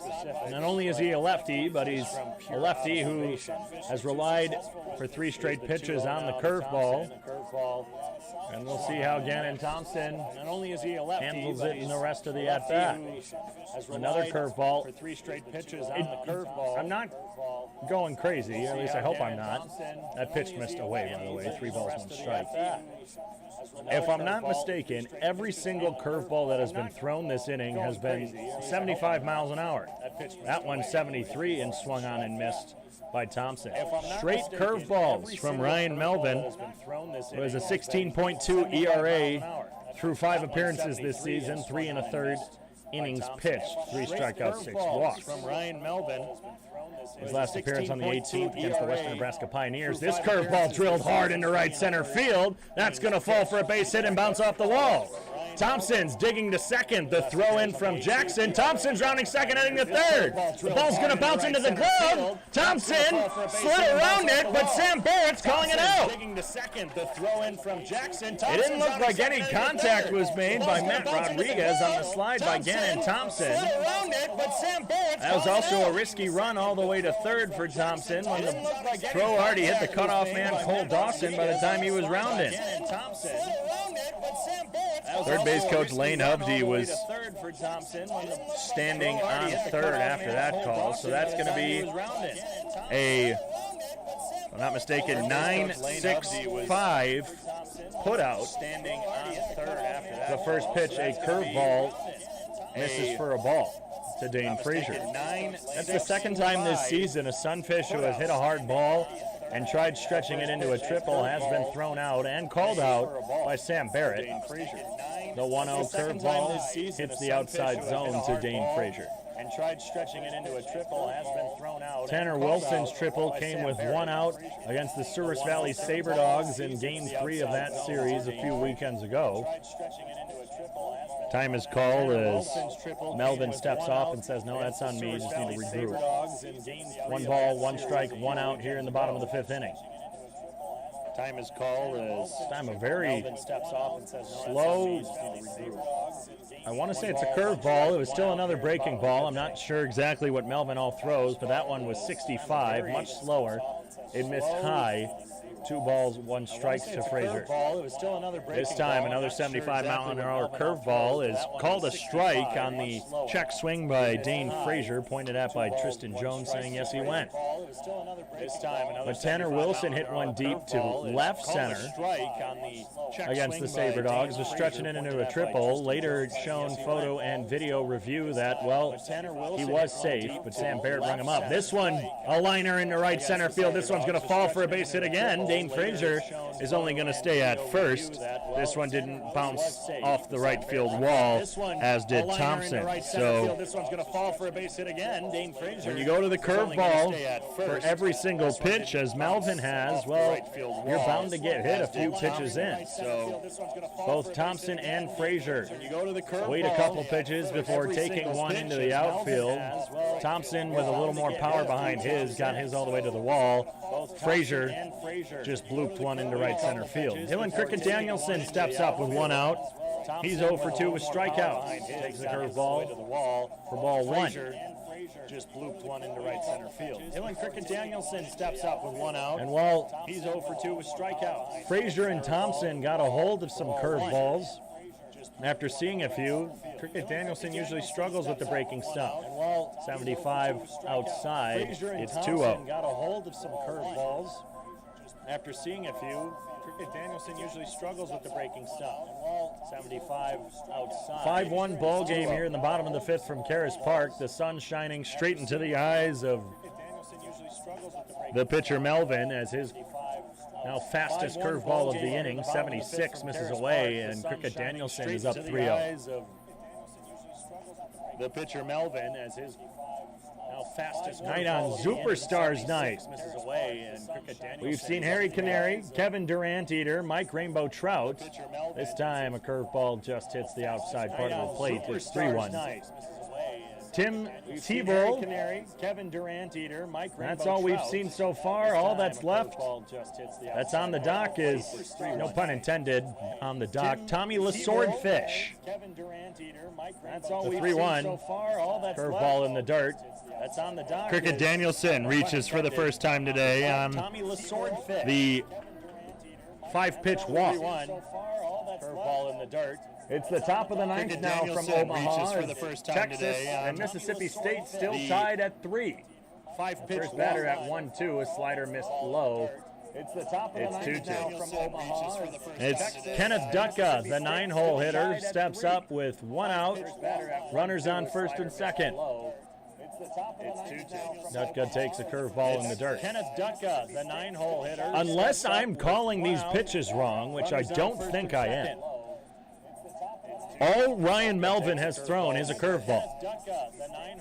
I'm getting a nod from other people in the press box that that's all they've seen as well. Well, he's gotten an out of it with a little bit of an assist by Gannon Thompson stretching a double into a triple as Kenny Dutka swings through a curveball. 75 on the inside corner. A lefty-lefty matchup here with Melvin and Dutka. Dutka's entire family in town, or at least his mom, dad, and his brother. A curveball swung on this time and missed. We had Uno's Wild. I didn't call it. Dutka, number 1 with 1 ball, 1 strike, 1 out. Now on the swinging strike, it's 1-2. I'm usually on top of that. Kind of frustrated myself. I missed it. Dutka calls time as Melvin was taken just a bit too long. Now on the swinging strike, it's 1-2. Usually on top of the order, Garcia, Olson, Brandon due up next. As Melvin was taken just a bit too long. If Dutka can reach with just 1 away, the 1-2 curveball inside brushes back Kenneth Dutka, excuse me. 76 this time on the breaking ball. And I've never seen this, or at least this season. Maybe I've seen it in the past that I just can't remember, but 76 this time. A pitcher that only throws curveballs. And I've never seen Here's the 2-2. At least Dutka gets a piece of one to the back netting. That I just can't remember, but 76 this time. A pitcher that only usually when you see pitchers who only have 1 pitch, Dutka gets a piece of. You got like Mariano Rivera. He only threw the cutter, but hey, it worked for him.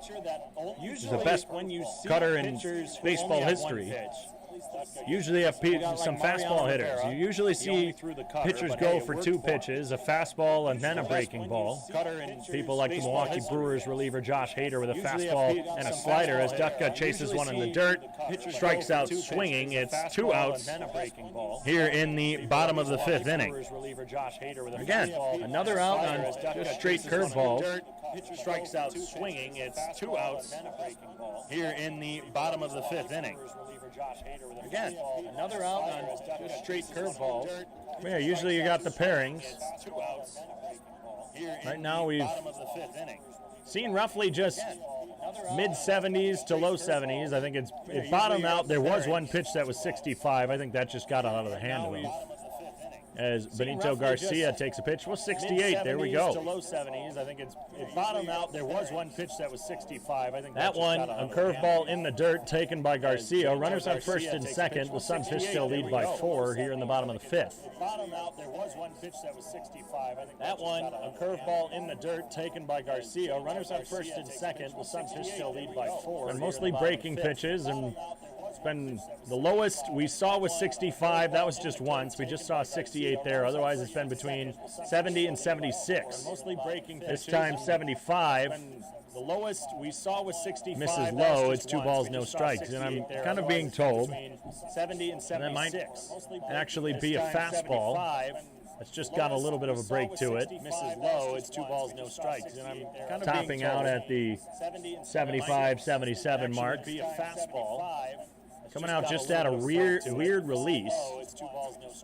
This time, that's for sure a fastball. 75, there we see it. 2 balls, 1 strike. That one didn't break as much. Coming out just at a weird release. The release of Melvin is coming just about, That's for sure a fastball. 75. not straight over the top, a bit from the side of a release, and I think just the way it comes out, the fastball almost heads Release of Melvin is coming in a just breaking about, motion. Here's the 2-1. Not Fastball chopped chopped down the third base line, but rolling foul. It's an even 2-2 count. In a breaking motion. Here's the 2-1. Fastball. After Gannon Thompson took one deep to right center field, bounced off the wall.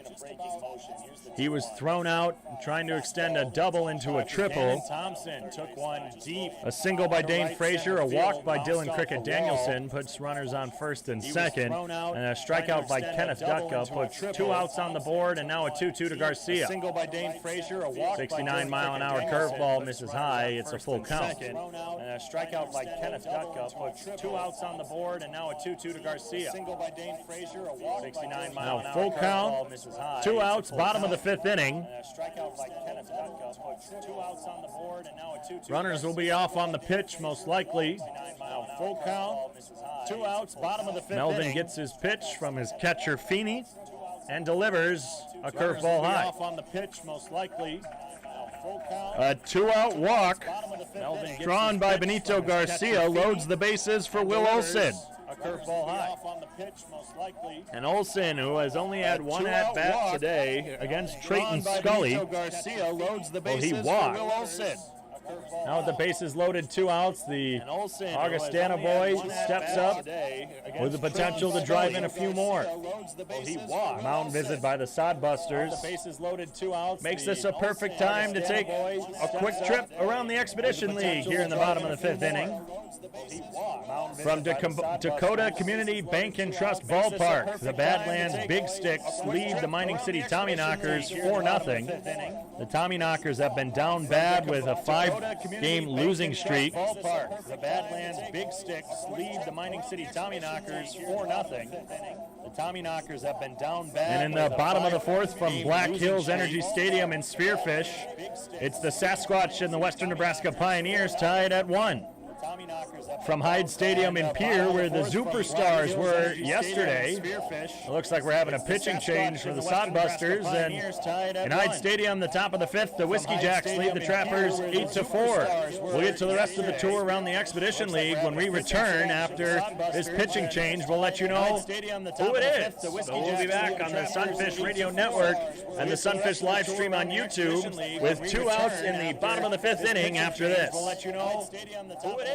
So we'll be back on the Sunfish Radio Network and the Sunfish live stream on YouTube with 2 outs in the bottom of the 5th inning after this. We'll let you know who it is. So we'll be back on the Sunfish Radio Network and the Sunfish live stream on YouTube with 2 outs in the bottom of the 5th inning after this. We'll let you know who it is. So we'll be back on the Sunfish Radio Network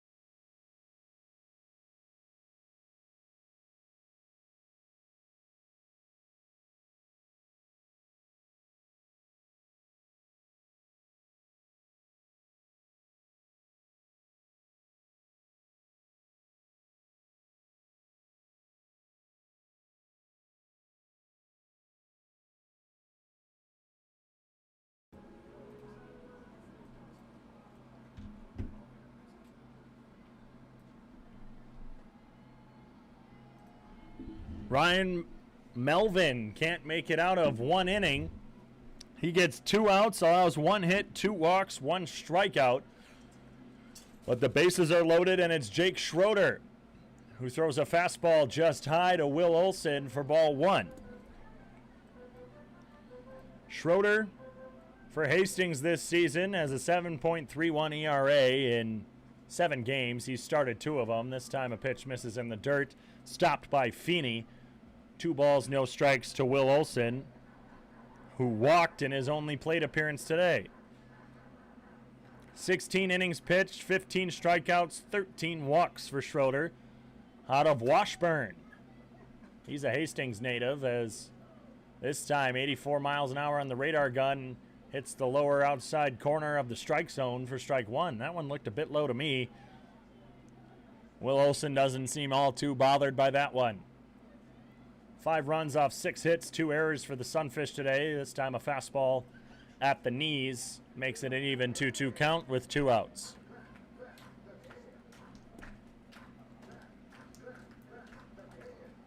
Aside from the 1 run in the top of the 4th inning, the Sodbusters have been held scoreless. The Sunfish have scored the 3 innings prior to this one and are in danger, or on the doorstep rather, of scoring another one here as a fastball missed just outside. 85 on the radar gun, and Will Olson has battled back to a full count with the bases loaded. Runners will be off on the pitch as Schroeder shakes off one. He winds. Here go the runners, and the pitch missed low and away. Will Olson draws his 2nd walk of the game, and Dane Frazier will score from 3rd. It's now a 6-1 ball game. The Sunfish have scored a run in the past 4 innings. 3 in the 2nd, followed by a lone run in the 3rd through 5th, and Jonathan Brandon, who was hit by a pitch in the 1st inning, flew out in the 3rd, and had a sac fly his last time up, is the 2nd batter for Jake Schroeder. A curveball almost hits him, but breaks back into the zone just at the last second. Brandon was ready to wear his 2nd pitch of the game.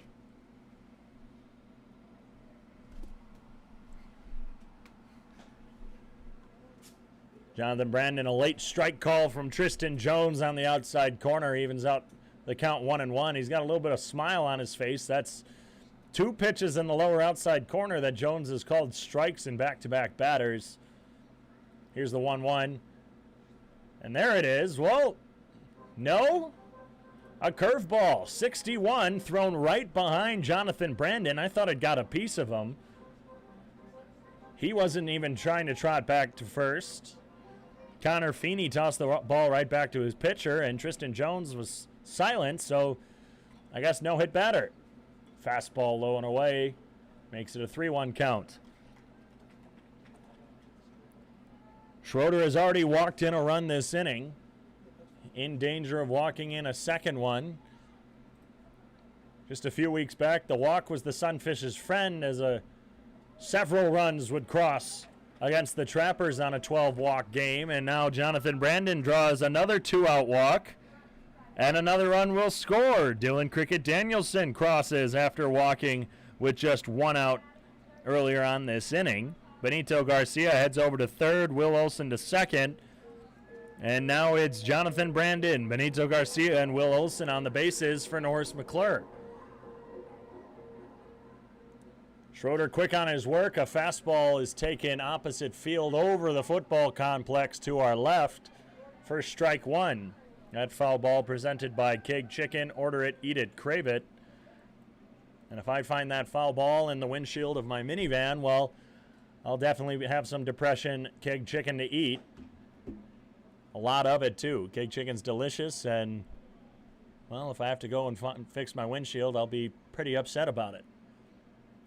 Curveball hit the zone against McClure. He's down 0-2. Bottom of the 9th inning, runner on first. McClure grounds one to the back netting. From Omaha, not from here. We're just in the bottom of the 5th inning. The bottom of the 9th, Mississippi State has a runner on first. The winning run in the bottom of the 9th with just 1 out against Texas. You got to wonder if JT Mix in the Sunfish dugout has the phone on, or has the game on his phone. Here's the 0-2 again to McClure. Inside, he grounds this one to the backstop again. Stays alive. JT Mix, a big Texas fan. Of course, he's from Texas. Loves the Longhorns, and myself and third base coach Lane Hovde kind of give him grief sometimes. Lane a bit more than I do. Lane's an Oklahoma Sooner fan. Curveball inside gets McClure to swing for the second strikeout of the inning, and it leaves the bases stranded for the Sunfish. 2 cross off 1 hit, no errors, 3 left on base for the Sunfish. It's now 7-1 after 5 from Caras Park.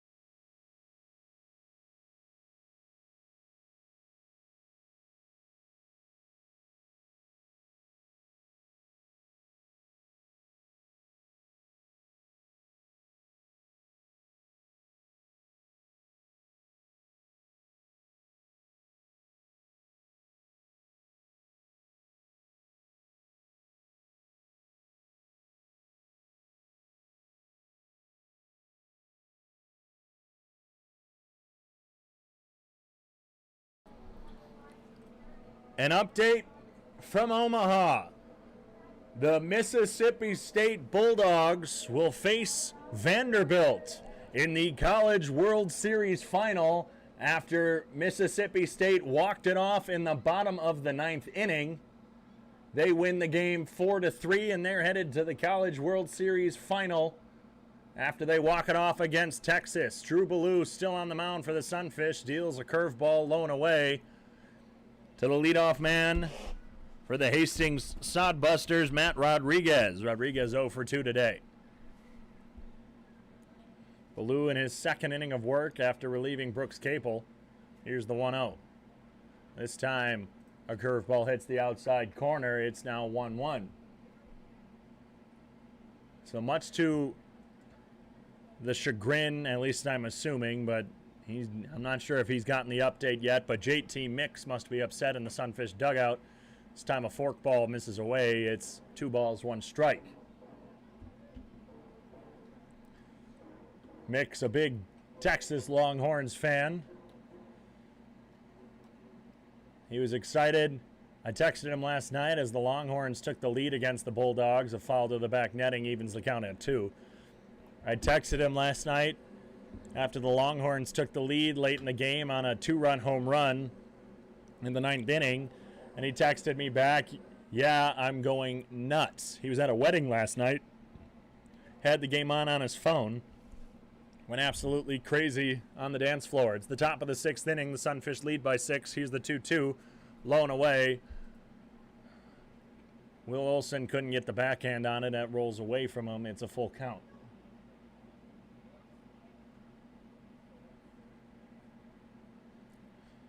Bit of a longer one here from Caras Park. We're just in the top of the 6th inning, and after roughly a 15-minute rain delay, we're going on just over 2 hours here from Caras. The 3-2 is fouled down the third base line. 1 run off 2 hits thus far for Hastings. 7 runs off 6 hits, 2 errors for the Sunfish. No errors last night for Sioux Falls, but that ends a streak of games with some errors, and, well, the error has not been Sioux Falls' friend in the past week. Here's the payoff. Fastball misses low. The leadoff walk given to Matt Rodriguez. And, well, a big reason why this game has been taking quite a bit is the amount of high pitch at bats and, well, walks that have been issued. Sodbusters pitching has allowed 9 walks today, while Brooks Capel walked 6, and that's Drew Ballou's first walk. A lot of base runners today for both teams. First pitch, a curveball to Ian Riley.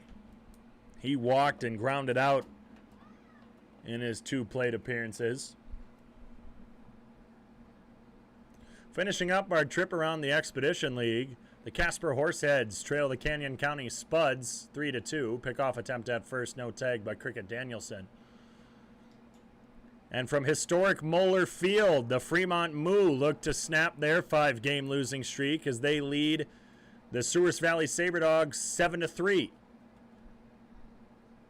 Bunt shown, pitch misses low. It's 2 balls, no strikes to Ian Riley.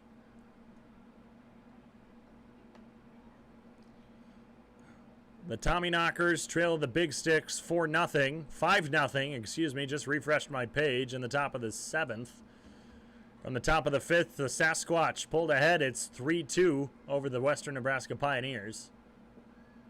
Pitch gets away from Olson, but it's a dead ball off the foot of Ian Riley.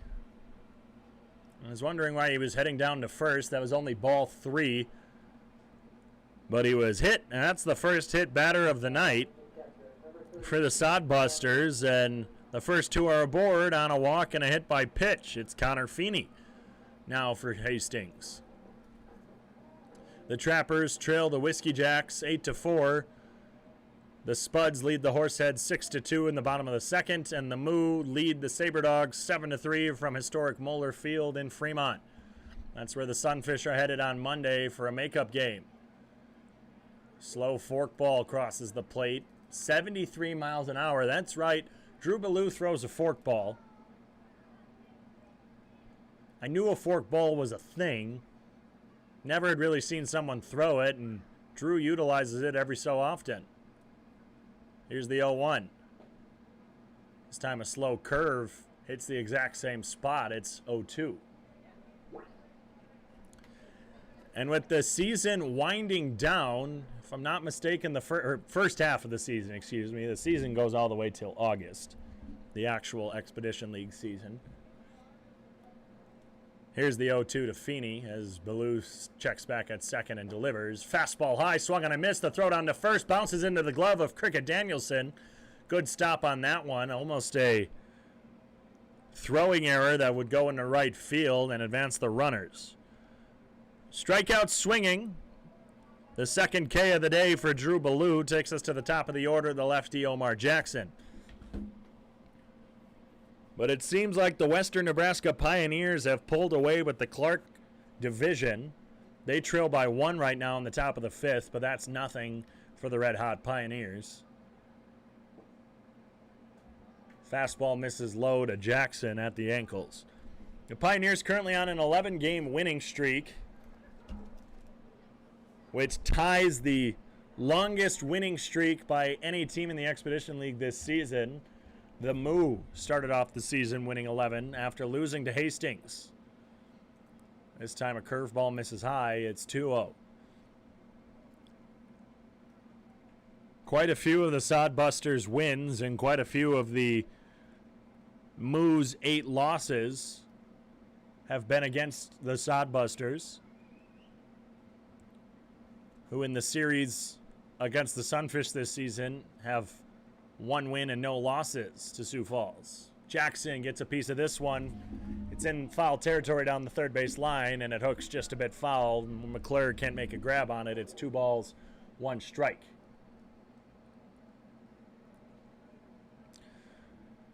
But the Moo at 16-8.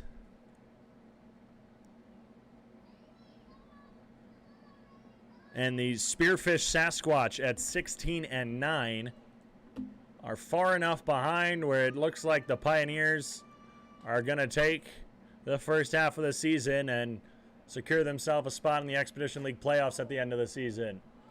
Jackson takes one off at the end of the bat. Foul again.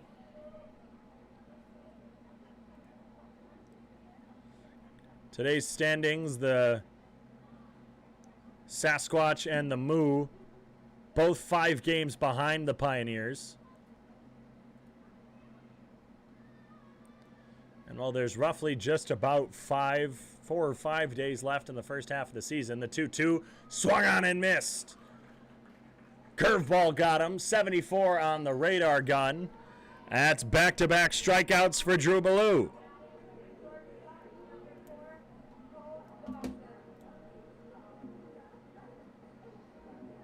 Pioneers already, like I said, they were down by 1. Well, now they lead 4-3 in the top of the 5th. Just like that, the Pioneers back on top. They're looking to extend their winning streak to 12. This one poked off the bat of Cole Dawson into the glove of Zeph Hoffpower waiting in right. The first 2 reach on a walk and a hit by pitch. The next 3 are retired straight. No runs off no hits, no errors. 2 left on base for the Sodbusters. We head to the bottom of the 6th on the Sunfish Radio Network and the Sunfish live stream on YouTube.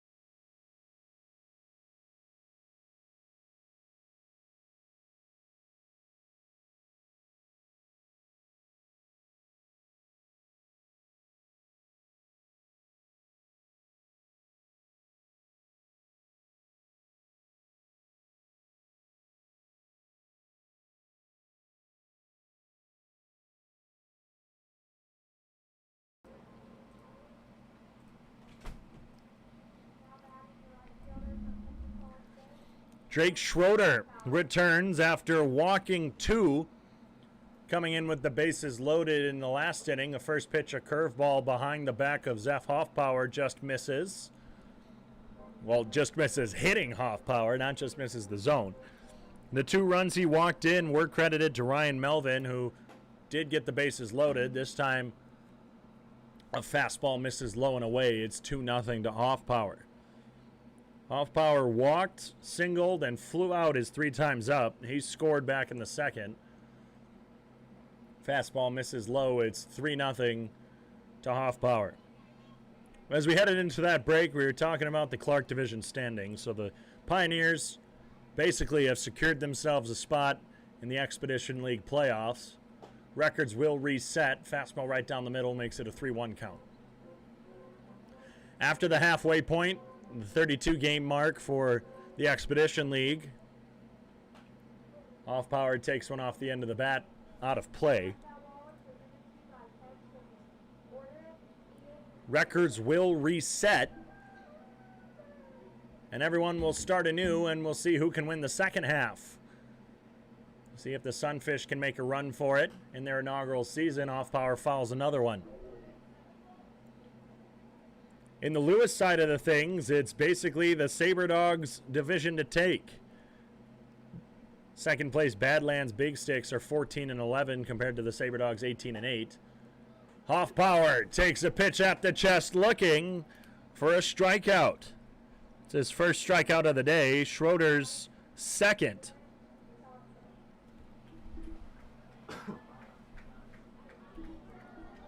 That brings up Gannon Thompson, who led off the 5th inning, crushing one to right center field. It would one hop into the fence. He'd try stretching a double into a triple as he gets a piece of a fastball to the backstop. He was thrown out heading to third. And so we'll see if he can redeem himself this inning. Sabre Dogs currently trailing the Moo as a ball misses low to Thompson. They're on a 1-game winning streak after losing to Wheat City earlier this week. Breaking ball bounces in the left-handed batter's box into the glove of Feeney for ball 2. Badlands are on a 7-game winning streak, getting up to 14-11. They've been on a hot streak as of late. Another ball misses low. It's 2 balls, 1 strike. 3 balls, excuse me. Here's the 3-1. Fastball hits the outside corner. It's now a full count.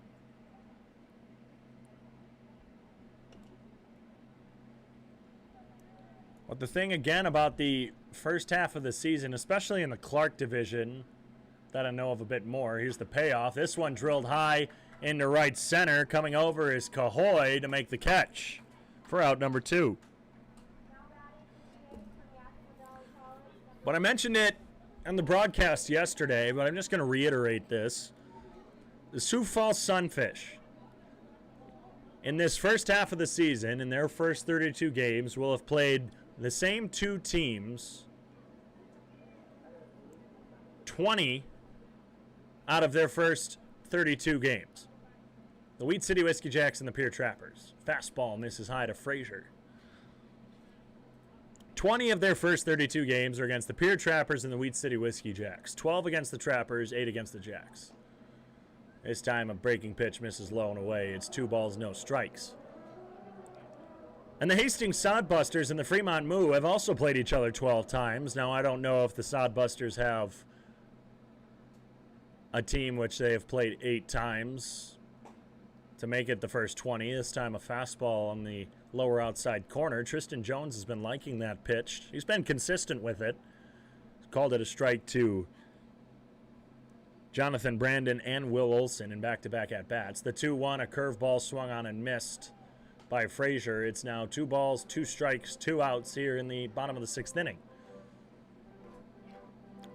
But the Sodbusters and the Moo have played each other 12 times, and while the Sodbusters have taken a couple from the Moo are still fairly successful this season. A fastball misses low and away. When you're playing the same teams over and over and over again, almost, and if there's a difference in talent, where the Moo, they're at the top of the division, the Sodbusters are at the bottom, the payoff misses low. Frazier draws the 2-out walk. That's his 3rd time reaching today. He's had 2 singles today and now a walk. Brings up Dylan Cricket Danielson, who walked his last time up. But we have some of that talent difference, or at least the record difference. It almost is a little unfair because, well, if the Moo, who have held a series lead in the 12 games, well, they keep winning, that just gives them better record, where the Sunfish have gone 6-6 against the Trappers in the 12 games in June, as Cricket Danielson fouls one out of play down the right field line on the first pitch from Schroeder. And then even against the Whiskey Jacks, in 8 games, it was 5-3 in favor of Wheat City. Now, while that's also on the Sunfish, who time is called as Schroeder was just about to deliver the ball. Well, that's partially on the the Sunfish for some of those games maybe they should have won. One comes to mind last Saturday against Wheat City, 5 errors, including a costly one late in the 9th. But it's also, well, it's just a matter of scheduling 2 teams to face each other 12 times in the same month. As a pitch hits at the chest of Cricket Danielson, it's no balls, 2 strikes. Just seems a bit silly to me. No balls, 2 strikes, run around first, 2 outs in the bottom of the 6th inning. Here's the pitch. Sails over the head of Cricket Danielson. There goes to Frazier on his way to second. Trots in with an easy swipe second on the wild pitch. 1 ball, 2 strikes now.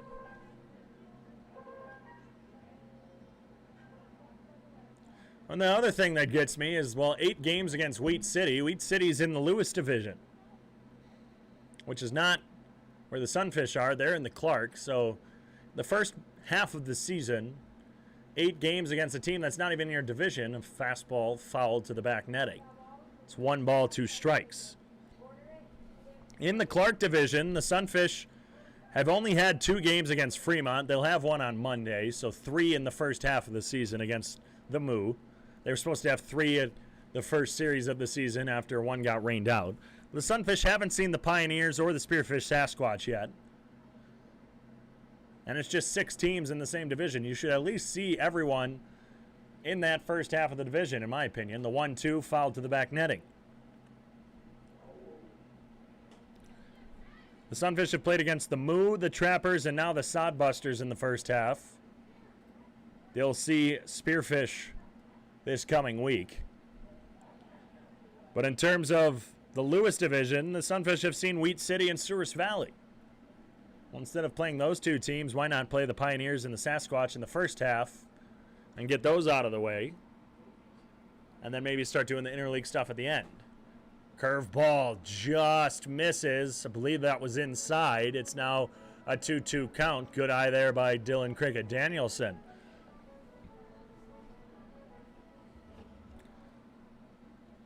But that's my soapbox speech. I'll get off of that topic. Here's the 2-2 to Cricket Danielson. Skyrockets this one into left field. It's in a Bermuda triangle, but coming out from short, but called off by Ian Riley. Cole Dawson was coming out, but Riley came in from left to make the actual catch for out number 3. Dane Frazier is left stranded as no one crosses for the first time since the first inning for Sioux Falls. No runs, no hits, no errors, 1 left on base. The Sunfish still lead by 6 after 6 from Sioux Falls.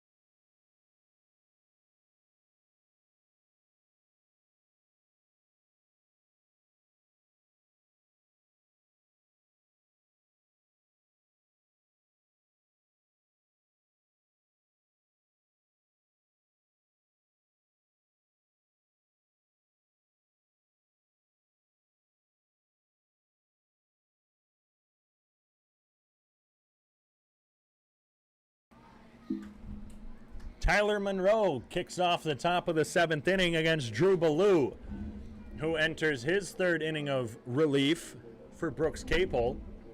There is someone up moving in the bullpen. I'm not sure if they're just kind of, actually never mind, they look like they're just standing around. Don't have a good view down there. But Ballou's been doing pretty well thus far. Has not allowed a run yet. His first pitch, a fastball, it's the outside corner to Tyler Monroe. Monroe, I believe, from the way they sound when they lead off an inning or even in between innings, he's got some family outside to my left. They cheer every time he comes up, and, well, they've been cheering for a lot of people, actually. 1 ball, 1 strike now to Monroe. It's Superstars night here at Caras Park. So far, we've seen Harry Canary. One person who I forgot to mention early when I was reading everyone off and who we had left. Here's the 1-1, fouled out of play. We had Harry Canary, Kevin Durant Eater, Mike Rainbow Trout, Tim T-Bull, and I said all we had was Tommy the Swordfish. Well, I forgot about Ken Giraffe Jr. Of course, a play on Ken Griffey Jr. Here's the 1-2 from Ballou. Fastball got the inside corner. Monroe strikes out looking. That's strikeout number 4 for Drew Ballou. And on the day, 9 strikeouts for the Sodbusters. And just a few days ago, when I did the math, back on, that was Wednesday when I did do the math, the Sunfish were averaging about 9 strikeouts a game. I can't imagine that that has changed all too much as a curveball goes 5-hole on Will Olson for ball 1. That's a hockey term for those of you who don't know. 5-hole right between the open legs of, well, in that case, the goalie. The puck would go through the legs, but this time it goes through the open legs of Will Olson, the catcher. Here's the 1-0 to Jack Hammond. He grounds it hard to the left side. That's through for a base hit. That's the first hit since the 5th inning for the Sodbusters. That's their 3rd of the game. They had 1 in the 1st, 1 in the 5th, and now 1 in the 7th. All have come with 1 or more outs. No leadoff base hits this game for the Sodbusters. And at halftime, in the Western Conference Finals of the NBA, here's the first pitch to Shimashita, who drives this one high to center field. Kenneth Dutka drifting back and to his right makes the catch on the trot for out number 2. The Phoenix Suns lead the LA Clippers. They had the score up there, and then they took it off right when I was about to read it. We'll get that to you in just a moment, if they ever put it back up there. 50-36 is what I'm being told by our assistant general manager, Zach Campbell. Now they put it back up. We can confirm at half, the Suns lead the Clippers. The Suns also lead the series 2-1, if I'm not mistaken. Getting another confirmation from Zach. With 2 outs, it's Carson Cahoy. For Drew Ballou would prefer to throw it over to first to keep Hammond close. Cahoy struck out twice, walked, and is the only run scored for the Sodbusters. A fastball just misses high for ball 1. A lot of seasons in professional sports and even collegiate sports ending. Obviously, the College World Series we were talking about is it's going to be Mississippi State versus Vanderbilt. The 1-0. This one hit hard out of play off the football complex back into Caras Park. Doesn't make it all the way over to the field. I think it just landed in the Sodbusters bullpen. 1 ball, 1 strike now to Cahoy. So that's the College World Series. You have the NBA playoffs in the two finals. You have the Bucks against the Hawks. That series is tied after Milwaukee took last night's game. Here's the 1-1. And it hits Carson Gahoy. That's not something that Sunfish pitching does all too often, yet in the past couple games, well, they have. Drew Ballou has now hit 2 batters in 2 innings. Yesterday, Griffin Hassel had a hit batter. That was Omar Jackson in the 6th. Before Asante Wilson would hit 3 batters through the 8th and 9th inning. Matt Rodriguez steps up with runners on first and second with 2 away.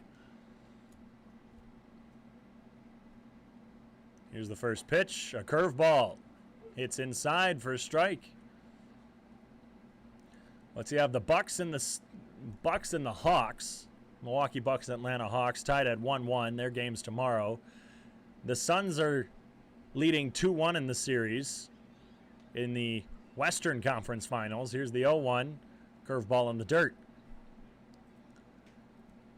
And they're currently leading in Game 4.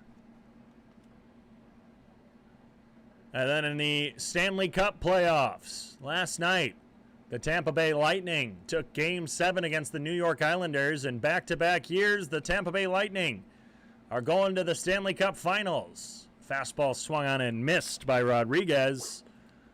It's now a 1-ball, 2-strike count. The Lightning, the reigning, defending Stanley Cup champions. They beat the Dallas Stars last year. Their opponents this year, the Montreal Canadiens, who beat the Vegas Golden Knights in 6 games. 1 ball, 2 strikes. Slider away. It's 2 balls, 2 strikes, 2 outs in the top of the 7th inning. Obviously, the MLB chugging away, getting close to midseason. Some home run derby participants have become announced. The All-Star game in Colorado this year. Broken bat, ground ball, Norris Mcclure fires it over to first for out number 3. 2 are left stranded for the 3rd straight inning. For the Hastings Sodbusters, they remain scoreless since their 1-run crossed in the 4th inning. The Sunfish still lead by 6, and it's stretching time from Caras Park. Will return on the Sunfish Radio Network and the Sunfish live stream on YouTube.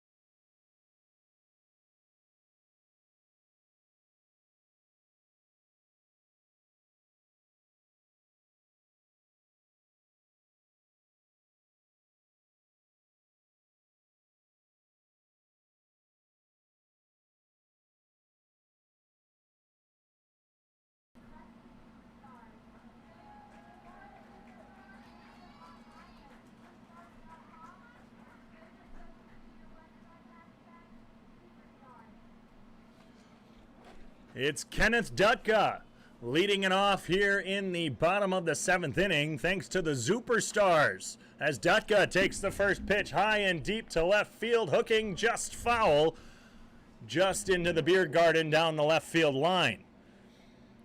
He's down 0-1. It's still a 6-run ball game. The Sunfish leading 7-1 after they've held the Sodbusters scoreless since one crossed in the 4th.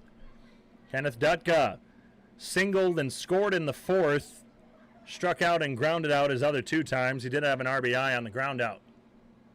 Breaking ball hits the outside corner to the lefty Dutka. He's down 0-2. But the Superstars in the 7th inning stretch, we got Harry Canary singing "Take Me Out to the Ball Game" a la Harry Carey as a fastball misses inside to Kenneth Dutka. He's now at a 1-ball, 2-strike count. Of course, Harry Carey, the famous Cubs broadcaster, foul ball underneath the home plate umpire. And here comes Harry Canary right in front of us. Looking at some fans, poking at some fans. What a sight. Oh boy, he's about to get in my way. Here's the 2-2 count. Grounded right side into the glove of James Shimashita. He's going to take it himself for out number 1. But Harry Carey, of course, making it famous to sing "Take Me Out to the Ball Game" at Cubs games. And now they have many guest appearances. He's now standing right in front of me. Thank goodness he's focusing on the fans as Benito Garcia, the number 1 hitter for the Sunfish in today's lineup, takes a pitch high and inside. He has to duck out of the way. Many people, many celebrities have visited the Cubs press box to sing "Take Me Out to the Ball Game" with the 1-2-3. Fastball at the knees to Garcia makes it a 1-1 count. And a recording of Harry Carey over the PA system here at Caris Park to sing "Take Me Out to the Ball Game." Very neat, very neat. 81-mile-an-hour fastball misses inside. It's 2-1. Thanks again to the Superstars, who perform more than 180 shows per year at sporting events, corporate events, fairs, and festivals. They were at Hyde Stadium in the state's capital of Pierre, South Dakota for the Trappers Whiskey Jacks game yesterday, making the travel down here. Here's the 2-1. Garcia pops it up right side. Shimashita giving chase, makes the catch for out number 2. Shimashita getting the 3 unassisted on Kenneth Dutka's ground out, and now catches the pop out. He's been busy this inning, and it's Will Olson, who has walked twice today after subbing in for Declan Beers. Again, hopefully Declan's okay. He took a curveball that bounced in the dirt up and hit him in the chin or throat. Not sure which one. Neither is fun. A slow hanging curveball, 62 on the gun, gets Olson looking for a strike. Here's the 0-1. Another curveball misses low and away. The Superstars have appeared in 47 of the 50 states, plus internationally, Canada, Mexico, Japan, Turkey, and Indonesia. Wow. They're big. Fastball at the knees gets Olson looking. He's not happy with that one. Gives a little bite of the lower lip and a little head nod of disappointment. They have performed at more than 60 various All-Star games over the years, have the Superstars. And Olson gets rung up on a fastball low and away. That's been a strike all game. Olson was a victim of that his last at-bat, but gets a strikeout looking. It's a 3-up, 3-down inning in the 7th. The Sunfish still lead by 6 as we head to the 8th from Caris Park.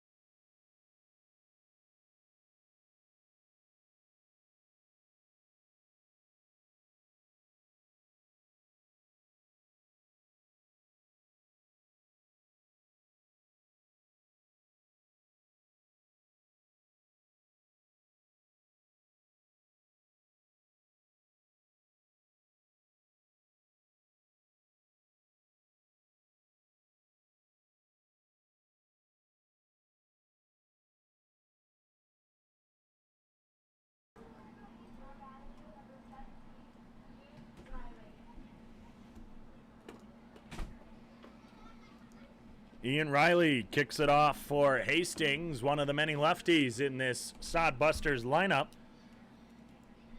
Drew Ballou back out on the mound. He came in the 5th inning, so now his 4th inning of work. Well, he's allowed just 1 hit, 2 hits, and 1 in the 5th, 1 in the 7th. As the first pitch to Riley is fouled back over the netting out of play. 2 of the 3 hits have been credited to Ballou. He's only walked 1, hit 2 people, but otherwise he's struck out 4 and hasn't allowed a run. So a solid outing for Ballou. Hopefully his elbow's holding up. A lot of work for him today. Fastball misses high in the top of the 8th inning. It's 1-1 on the count, 7-1 on the scoreboard. 1 run off 3 hits, no errors for the Sodbusters, the Soddies. 7 runs off 6 hits, 2 errors for the Fish. Harry Canary just tripped in front of us. A high fly ball to left field coming over is Thompson. He can't make the grab. It's a fair ball. He runs into the wall. I think he thinks it was foul. Coming around third now is Riley. The throw's not going to be in time, and Ian Riley with an inside the park home run. And now Will Olson is talking to Tristan Jones, as is Walker Bullington. Well, now, okay, so here's what it is, folks. Tristan Jones is going to go talk to Sam Barrett. Here's what happened. The ball was hit down the third base line. It bounced fair. There's no question it was a fair ball. But what it did do is it kind of rolled to its left into foul territory. They are calling it, I believe, we'll see. I didn't see what the official point was. We're going to see if they're sending him back. They are going to send him back to second base, and here's why. So the fencing along the left field side, it goes up past the the Sodbusters dugout. It is what keeps the field separated from the bullpen. It keeps going down and covers the beer garden out down the left field line. There's a little bit of opening between the end of the fence and the outfield wall down the left field line. What happened was the ball landed fair, rolled, and then bounced into the beer garden, which technically then makes it a ground rule double. So instead of a home run, Ian Riley is given a ground rule double for just the 4th hit of the ball game. No run crosses as a fastball is swung on and missed by Conor Feeney. Thank you for sticking with me through that. I know it was a bit much to explain, and I know I didn't do it efficiently. Long story short, Ian Riley is charged with a ground rule double, not an inside the park home run. I think that's why Gannon Thompson just kind of stopped at the fence when he ran into it. Here's a pitch that misses low. It's 1-1. Because he did then have to run around the fencing, grab the ball, and throw it in. A whole lot happened. Ian Riley's on second. No outs for Conor Feeney. That's all that's important at this point. The 1-1. Swung on and missed. Another fastball. Feeney has reached on an error and struck out twice. And he's now down 1 ball, 2 strikes to Ballou. There's some people up and moving in the Sunfish bullpen, but I don't know if they're throwing at all. Just 3 pitchers in the game for the Sunfish yesterday. Asante Wilson was going to close out the game. And a pitch is off the knob of the bat. That's something we haven't seen all season. Ballou almost hits his 3rd batter. Instead, it fouls off the knob of the handle of the bat. And that foul ball deserves a keg chicken read. Keg chicken, order it, eat it, crave it. Keg chicken on that foul ball. Still 1 ball, 2 strikes. And Jacob Lassier came in the 9th inning for just 1 out. He threw 3 pitches, got the Sunfish out of the inning, but the Sunfish were not able to score, and it was a 7-3 ball game. Pitch inside, I believe it was a curved ball, is fouled to the back netting. Again, almost hit Feeney, who was last second swinging. When Ballou misses, he misses a bit more inside. Has had a few that miss low and away. Olson gives the sign. Gets on the ground, ready to block what should be a curveball. It was a fastball, skyrocketed into right center field. Coming in is Kenneth Dutka. No one saw where it was. They lost it. That fell in the Bermuda Triangle. Kenneth Dutka didn't have the best read on it, and as he was running in, he was running low to the ground, trying to see where that one was going, and it even looked like his hands kind of went out like, I don't know where that went. Miss.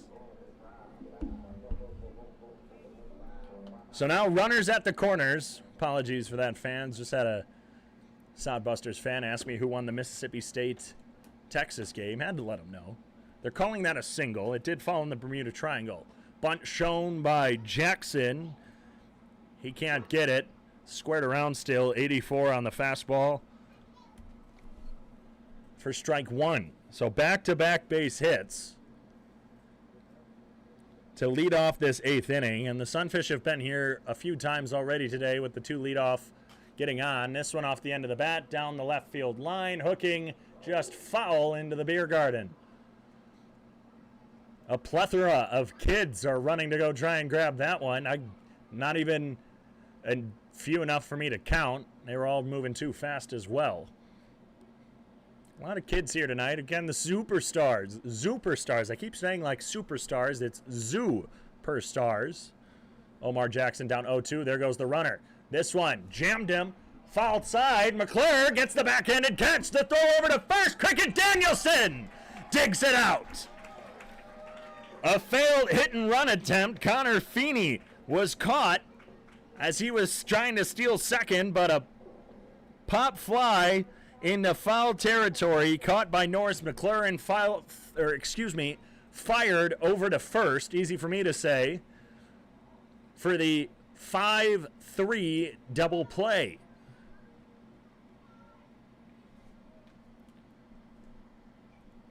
A 5-3 double play on the pop fly catch in foul territory.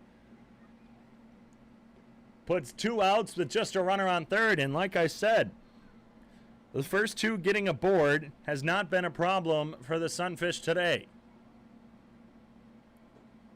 First pitch, a curveball inside, almost hits Cole Dawson. He doesn't even move, but he takes the ball.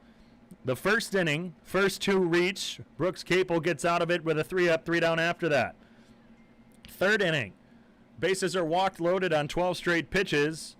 A ground out into a fielder's choice, and then a 6-4-3 double play gets him out of the third. This pitch gets away. Runner's coming.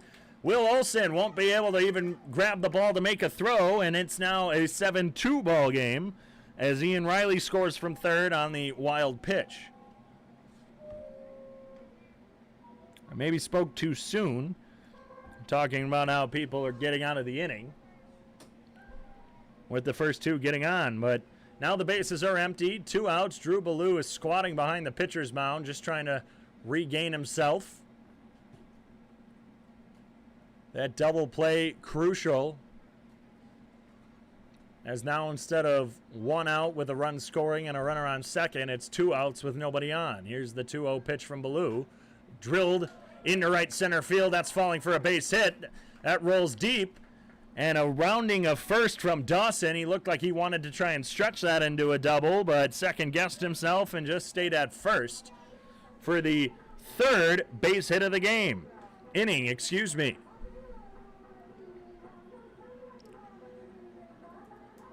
After allowing just 2 hits allowed through the first half of the ball game, Drew Ballou has now allowed 3 in this inning. It's a 7-2 ball game, and I've just been made aware as the fastball crosses at the knees. For many of you Sunfish fans who follow the Sunfish on Twitter and have even mentioned it a couple times on the broadcast, head coach Walker Bullington made a deal with pitching coach Tyler Olmstead early in the season. Here's the 0-1 to Monroe. A fastball misses just at the ankles. He made a deal because Ty never really wanted, or never wants, not past tense, present tense, to do a pregame or postgame interview for Twitter. Here's the 1-1, fouled out of play over the football complex. Now, he has appeared on social media. Himself and hitting coach Lane Hovde did one where they just remained silent, didn't say anything, and it was just me saying when the game was. Here's the 1-2. Foul ball, dead ball. It hit off the foot is what Tristan Jones pointed at. Hit off the foot of Tyler Monroe. I thought that went straight into the glove of Will Olson for strike number 3. Instead, it was just a foul ball off the foot of Monroe. And then Olmstead also, earlier this week, I put him on, and he was being difficult, didn't answer any of my questions, and a la Marshawn Lynch, and ended up just leaving before he would answer any questions. Well, if it's a 9-2 Sunfish win, Olmstead has to do the post-game interview. We'll see if that happens tonight as the Sunfish are leading 7-2. Ground ball, left side, Garcia with the backstab, can't get a hold of it, and doesn't make a throw, and Cole Dawson advances to second. Tyler Monroe reaches, and we'll see if that'll be an E6, which it just might be. Benito Garcia has done that quite a few times. Norris Mcclure, the man to his left as well. They're giving that an infield single. That's a tough one to call. It's a backhand as he's sliding to his right side, moving to his right. And it looked like he could have had it. Instead, coming up with it, just couldn't get a glove on it, and as he picked it up barehand, there just wasn't a play over at first. So again, I think that could go either way. The official scoring is being ruled a single. The 7th hit of the day for the Sodbusters. Runners going down the third. Breaking ball misses in the dirt. Runner to second as well. A delayed double steal. The curveball bounced in the dirt from Ballou, stopped by Olson, rolled into fair territory. It's 1 ball, no strikes now to Jack Hammond. He's one of the 7 hits on the day for the Sodbusters.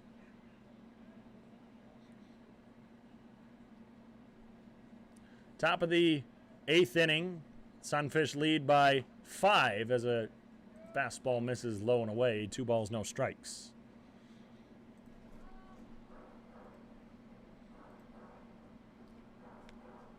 The Clippers have pulled back with 5 minutes remaining in the third quarter. It's Suns 59, Clippers 53. Jump shot from Chris Paul, misses, rolled around, a putback, tipped in as Jack Hammond fouls one out of play. A little bit of basketball play-by-play on the baseball broadcast. How about that? Man of many talents, Davey broadcasts.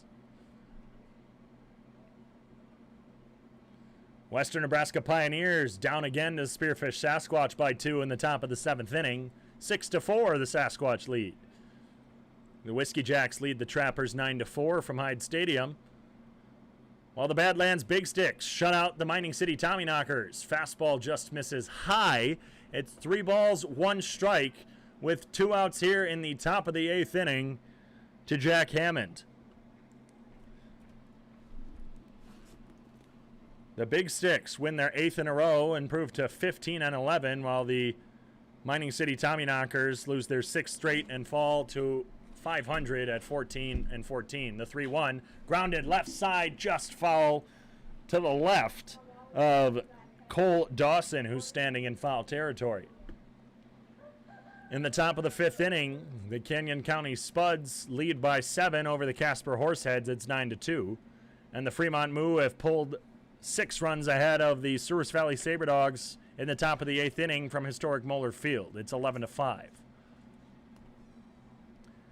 2 outs. Here's the payoff pitch from Ballou.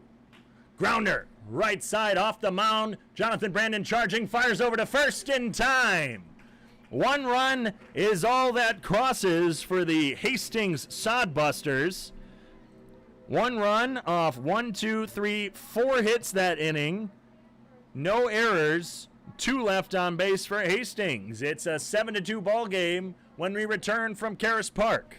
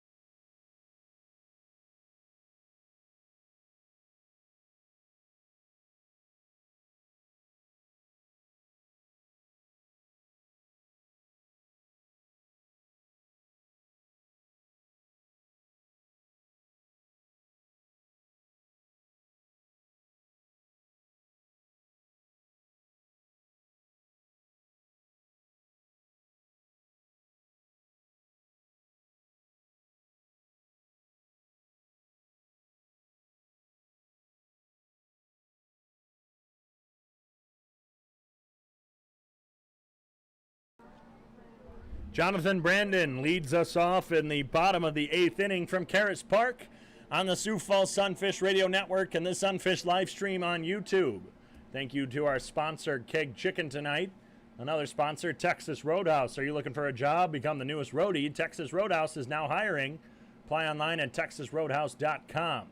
90-mile-an-hour fastball from Eduardo Vasquez from the Dominican Republic. Esperanza Mao is how I'm going to say that. I apologize if I am saying that incorrectly. He's from the Dominican Republic. The 1-0 is a fastball low. It's 2 balls, no strikes to JB. From Trinidad State in Colorado, he's got an 8.37 ERA through 8 games. 9.2 innings pitched, 4 strikeouts, 20 walks. And while it's safe to see why he's walked so many people as his 3rd straight fastball misses in the dirt. 90 mile an hour on the radar gun, but hasn't really found the zone. And by hasn't really found the zone, he hasn't yet.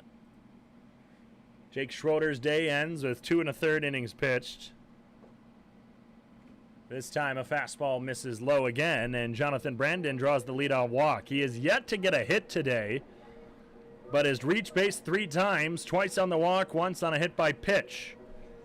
Jake Schroeder, though, 2 1/3 innings, no hits, no runs, 3 walks, and 3 strikeouts. As Norris Mcclure, who has also remained hitless today on a pickoff attempt to first. He reached on a fielder's choice and a walk today, scored in the 3rd. For the 4th run of the game for Sioux Falls, they scored every inning between the 2nd and 5th inning, have not scored since the 5th. Fastball hits the inside corner to McClure for strike 1.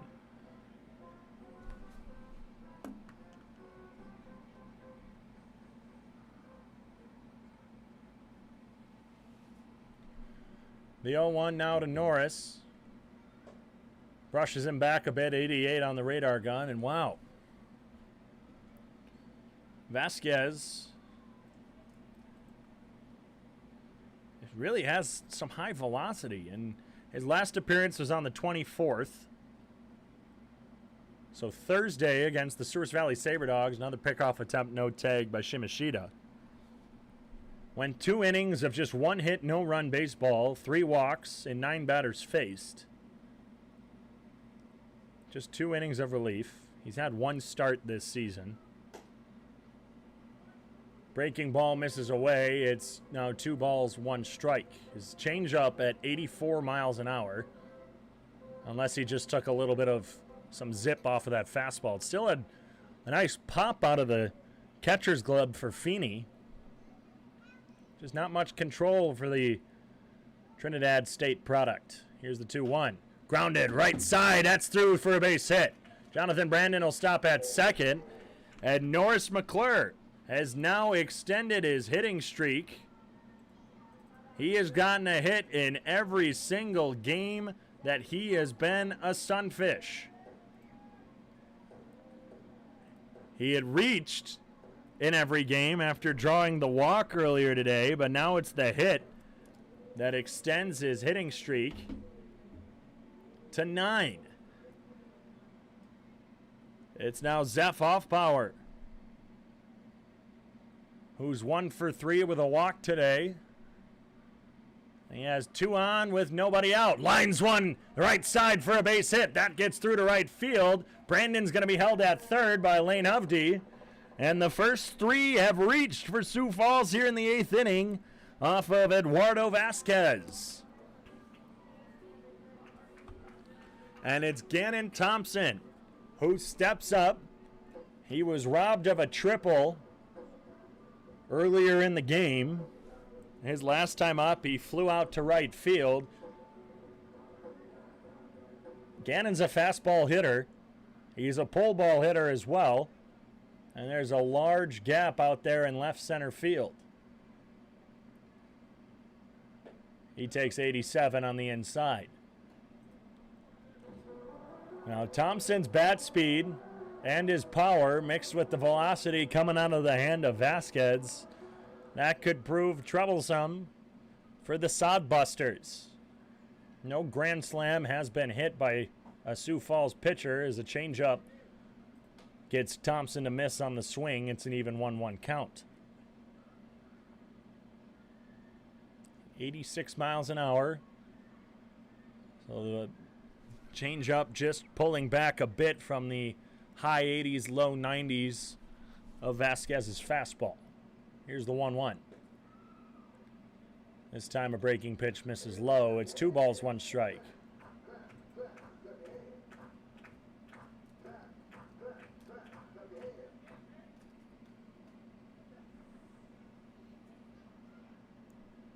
Sunfish lead by 5 after the Sodbusters scored 1 in the top half of this inning.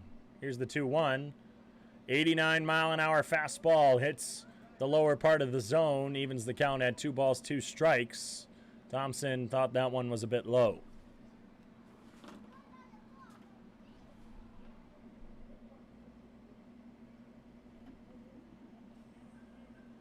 No outs. Dane Frazier on deck. Bases loaded with Jonathan Brandon at third, Norris Mcclure at second, and Zeph Hoffpower at first. Here's the 2-2 to Thompson. Swung on and missed. The fastball blown by him. 88 on the radar gun, and Thompson just couldn't get a hold of it.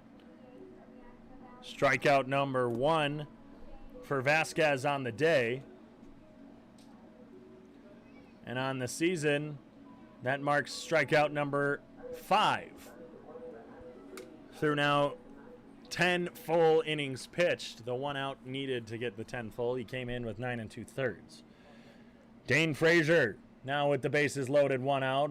Fastball misses in the dirt, blocked by Feeney.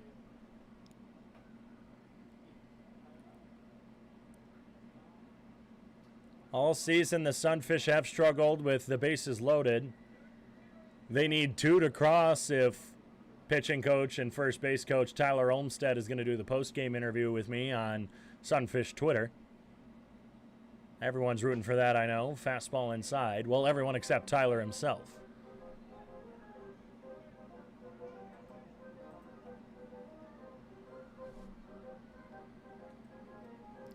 And again, for a guy who throws as hard as Vasquez does, he just struggles with the control part. Out of 16 pitches, 10 of them have been balls.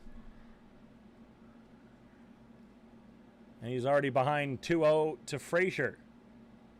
This one, high chopper to third. Rodriguez had to hesitate. He throws over to first and gets the out at first on the fielder's choice. Jonathan Brandon scores. Norris Mcclure advances to third and Hoffpower to second. Frazier with the RBI fielder's choice on the 5-3. So now first base is left open. No double play ball, but there are 2 outs. I did forget about the Thompson strikeout for just a second. And it's Dylan Cricket Danielson, who in his at-bats, he told me he does search for that fastball. Well, he gets the fastball low and takes it for a ball. All season, he's definitely, I think the pitch he struggles with the most is the slider. Haven't seen one from Vasquez.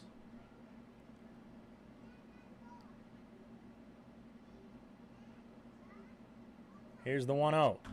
Grounded hard into the left side netting just to the right of the Sodbusters dugout.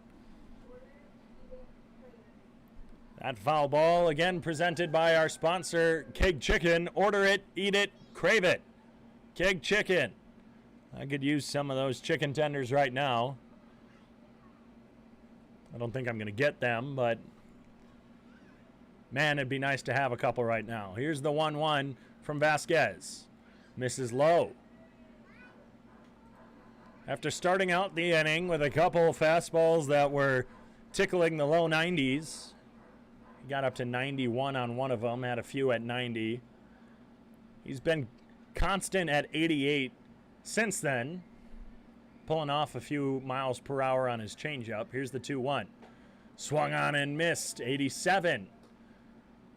And it's now twos across the board. 2 balls, 2 strikes, 2 outs. And if Cricket Danielson was just 2 numbers higher, we'd have Deuces Wild Supreme with number 22. Instead, he's just number 20. So there are 4 twos up there, but they're tainted by a 0. And here's the 2-2. Fouled into the shin guard of, I think, Feeney. Otherwise, if it hit Tristan Jones, he's playing it off like a champ. And even with padding on, it's never fun to get a foul ball off of anything.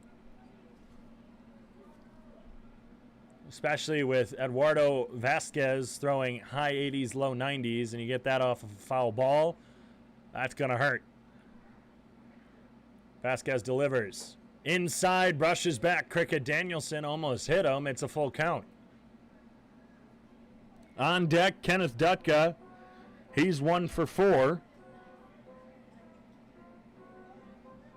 And with first base open, no runner will be walked home if Cricket Danielson can draw the base on balls.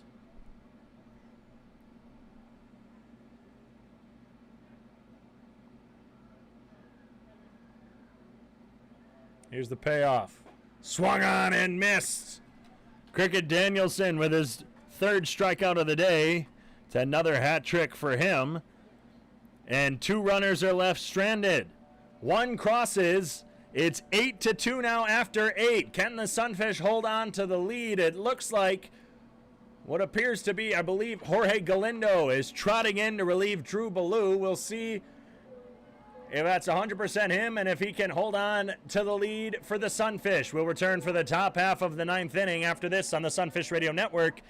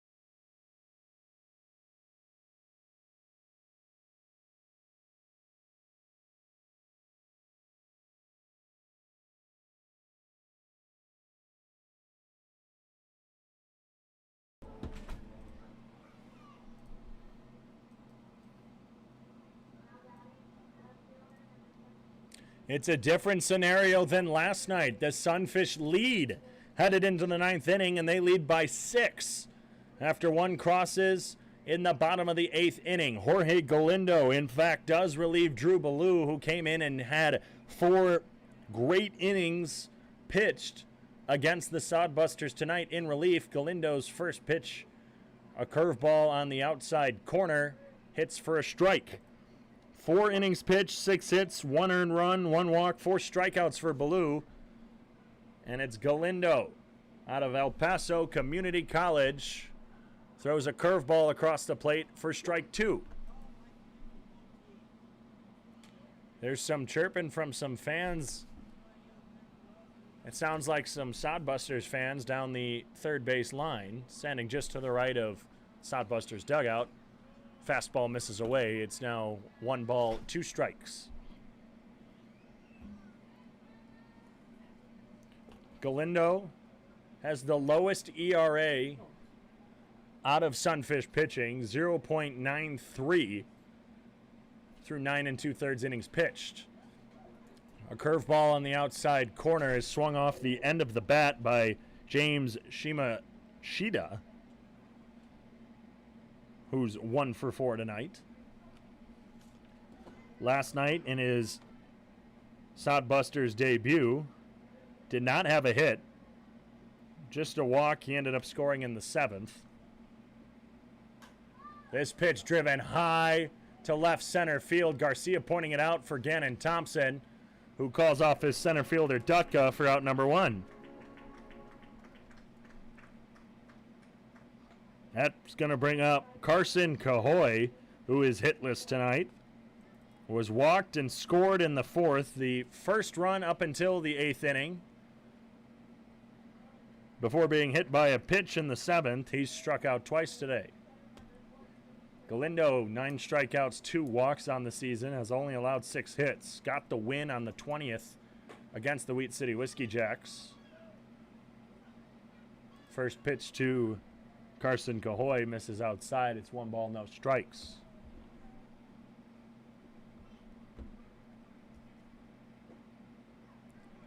Fastball in the dirt is 2-0.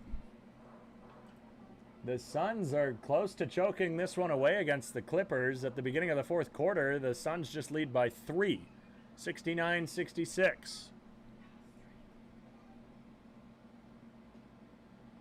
A slow breaking ball misses high and in. It's now 3 balls, no strikes to Cahoy, who's already taken advantage of the base on balls once today. 2 runs off 7 hits for Hastings. 8-8 for the Sunfish. Fastball across the plate makes it a 3-1 count. 8 runs off 8 hits, 2 errors for Sioux Falls. Here's the 3-1. Misses high, and the 1-out walk puts Cahoy aboard. And for a team that hasn't walked a lot of hitters, the Sunfish have walked, well, now they're 8th of the day.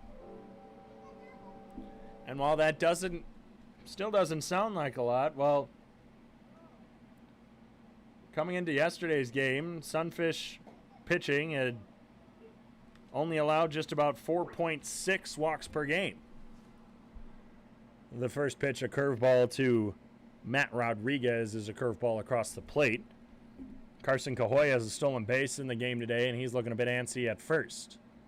This one lined into right field, straight at Zeph Hoffpower. He was going to try and double up Cahoy at first, but Cahoy was not far off first base, and so Hoffpower just held on to it instead of throwing it away. And Ian Riley is the last hope for the Hastings Sodbusters. They still trail by 6, and with 1 runner on and 2 outs, even a home run would only close the gap to 4. Swung on and missed a fastball high.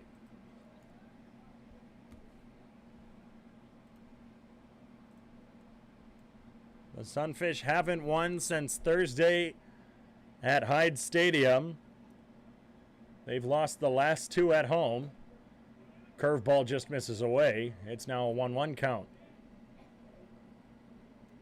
After having a winning record for the entire season at home,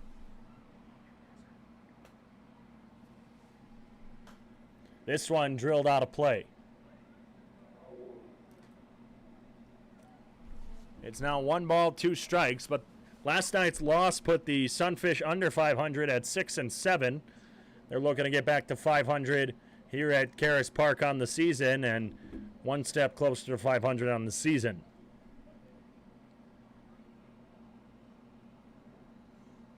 Galindo looks in. 1 ball, 2 strikes. Fastball high.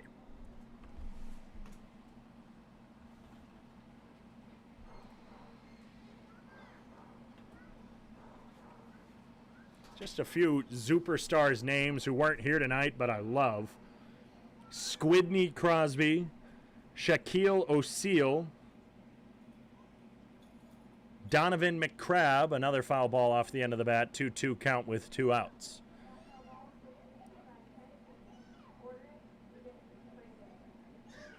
Cal Ripken Jr., Derek Cheetah for Derek Jeter, Dick Flytail for Dick Vitale,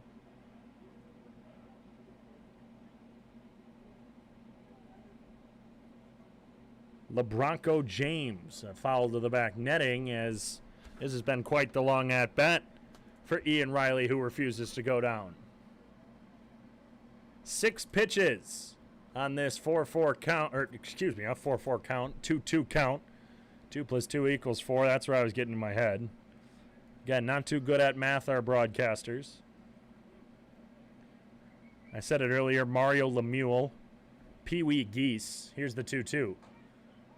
Ooh, just missed away on the changeup. 3 balls, 2 strikes, 2 outs, runner at first. Nolan Rhino. I just saw that one for Nolan Ryan. Some of those guys I wish were here. For the Superstars who were here earlier. Here's the payoff. Runner goes, misses high. Back 2 walks for Jorge Galindo, who forced 2 flyouts in this 9th inning, and it's Conor Feeney, who singled his last time up, but was doubled up after a fly out to Norris Mcclure in foul territory and thrown out to first. First pitch misses high on the breaking ball. It's 1 ball, no strikes, and the Clippers have pulled within 1. It's 71-70 with 9.5 remaining in the 4th.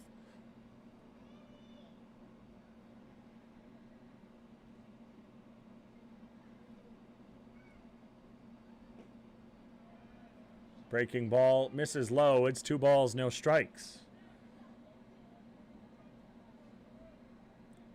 Galindo has now thrown an even 11 balls, 11 strikes out of his 22 pitches.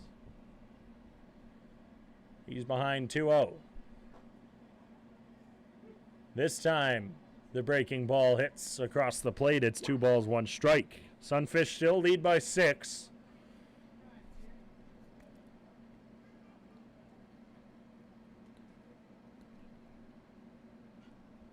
Here's the 2-1. Foul to the back netting, and Conor Feeney's down to his last strike.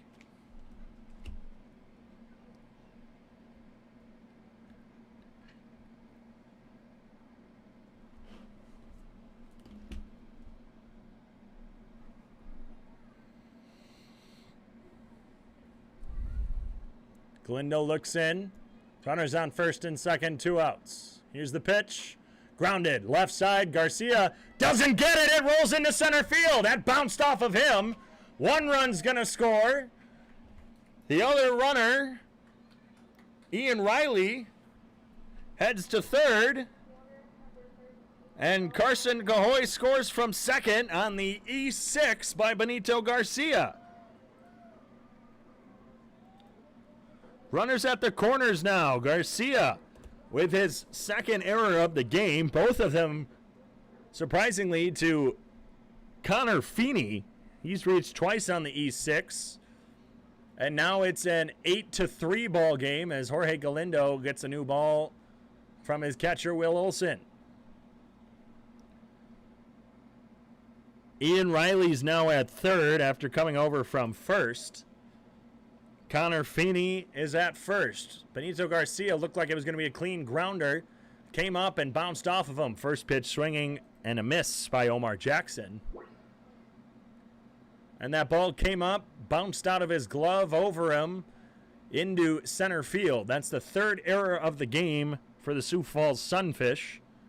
And it costs them a run to Jorge Galindo. Omar Jackson swings through a curveball for strike 2. He's already struck out once. He has not gotten a hit, so he's just 0 for 3 today. Walked twice.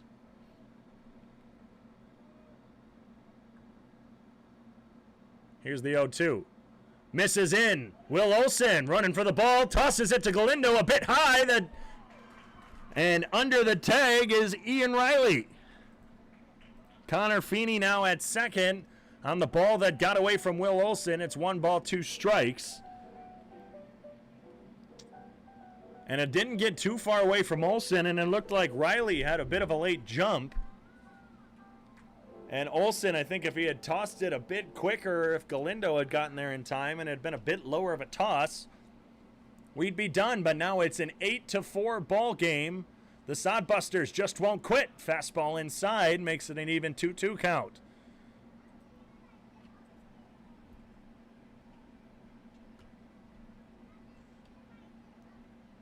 With 2 outs, a walk to Ian Riley and now an E6 have led to 2 runs crossing in the top of the 9th. This one drilled hard to right center field. Kenneth Dutka over. He falls but makes the grab. And only 2 will cross for Hastings on the fly out to center field. 2 runs off no hits, 1 error, 1 left on base for the Sodbusters to end the game. Final pitch, 10:14. So your final time, 3 hours and 24 minutes from Caras Park in Sioux Falls, South Dakota. The Sunfish are back in the win column as they win 8-4 over the Hastings Sodbusters. The Sodbusters, 4 runs off 7 hits, no errors, 2, 4, 6, 8, 10, 13, 14, 15 left on base for Hastings. The Sunfish, 8 runs off 8 hits, 3 errors, 12 left on base. The winning pitcher, Brooks Capel. He came in and threw 4 innings of 1 hit, 1 run baseball, 6 walks, 5 strikeouts. He gets the win. The loss for the Hastings Sodbusters goes to Trayton Scully, who allowed 5 runs through 4 innings, off 5 hits, 5 walks, and 4 strikeouts. The Sioux Falls Sunfish are back in the win column. They snap their 1-game losing streak. They had lost 3 straight actually, dating back to the Whiskey Jacks on Sunday, then 2 to the Trappers before winning on Thursday. And then a loss last night put them back in the lost column. But tonight they win 8-4 after allowing 2 in the 9th inning. Almost lost it, especially on that error by Benito Garcia. But they improved to 12-15 while the Sodbusters move to 8-19. We'll take a quick look around the rest of the Expedition League as games were most likely finishing. In the top of the 8th, the Western Nebraska Pioneers are just trailing by 1 to the Spearfish Sasquatch. Their 11-game winning streak is close to being over, seeing if they can pull back and maybe get a win over the Sasquatch. The Mining City Tommyknockers fell to the Big Sticks 7-0. A shutout by the Big Sticks over the Tommyknockers. In the bottom of the 9th inning, the Trappers are down by 4 to the Wheat City Whiskey Jacks from Hyde Stadium. The Trappers won last night but are in danger of falling to 9-17. And the Casper Horseheads trailed to the Canyon County Spuds 11-3 in the bottom of the 6th from Wolf Field. And your final from historic Moeller Field in Fremont, the Fremont Moose snapped their 5-game losing streak. They improve to 17-8 with an 11-6 victory over the Sabre Dogs. The Sabre Dogs fall to 18-9. But the Sunfish improved to 12-15 with the win via Brooks Capel, Drew Ballou, and Jorge Galindo. Again, your final stat line: 4 runs off 7 hits, no errors, 15 left on base for the Sodbusters.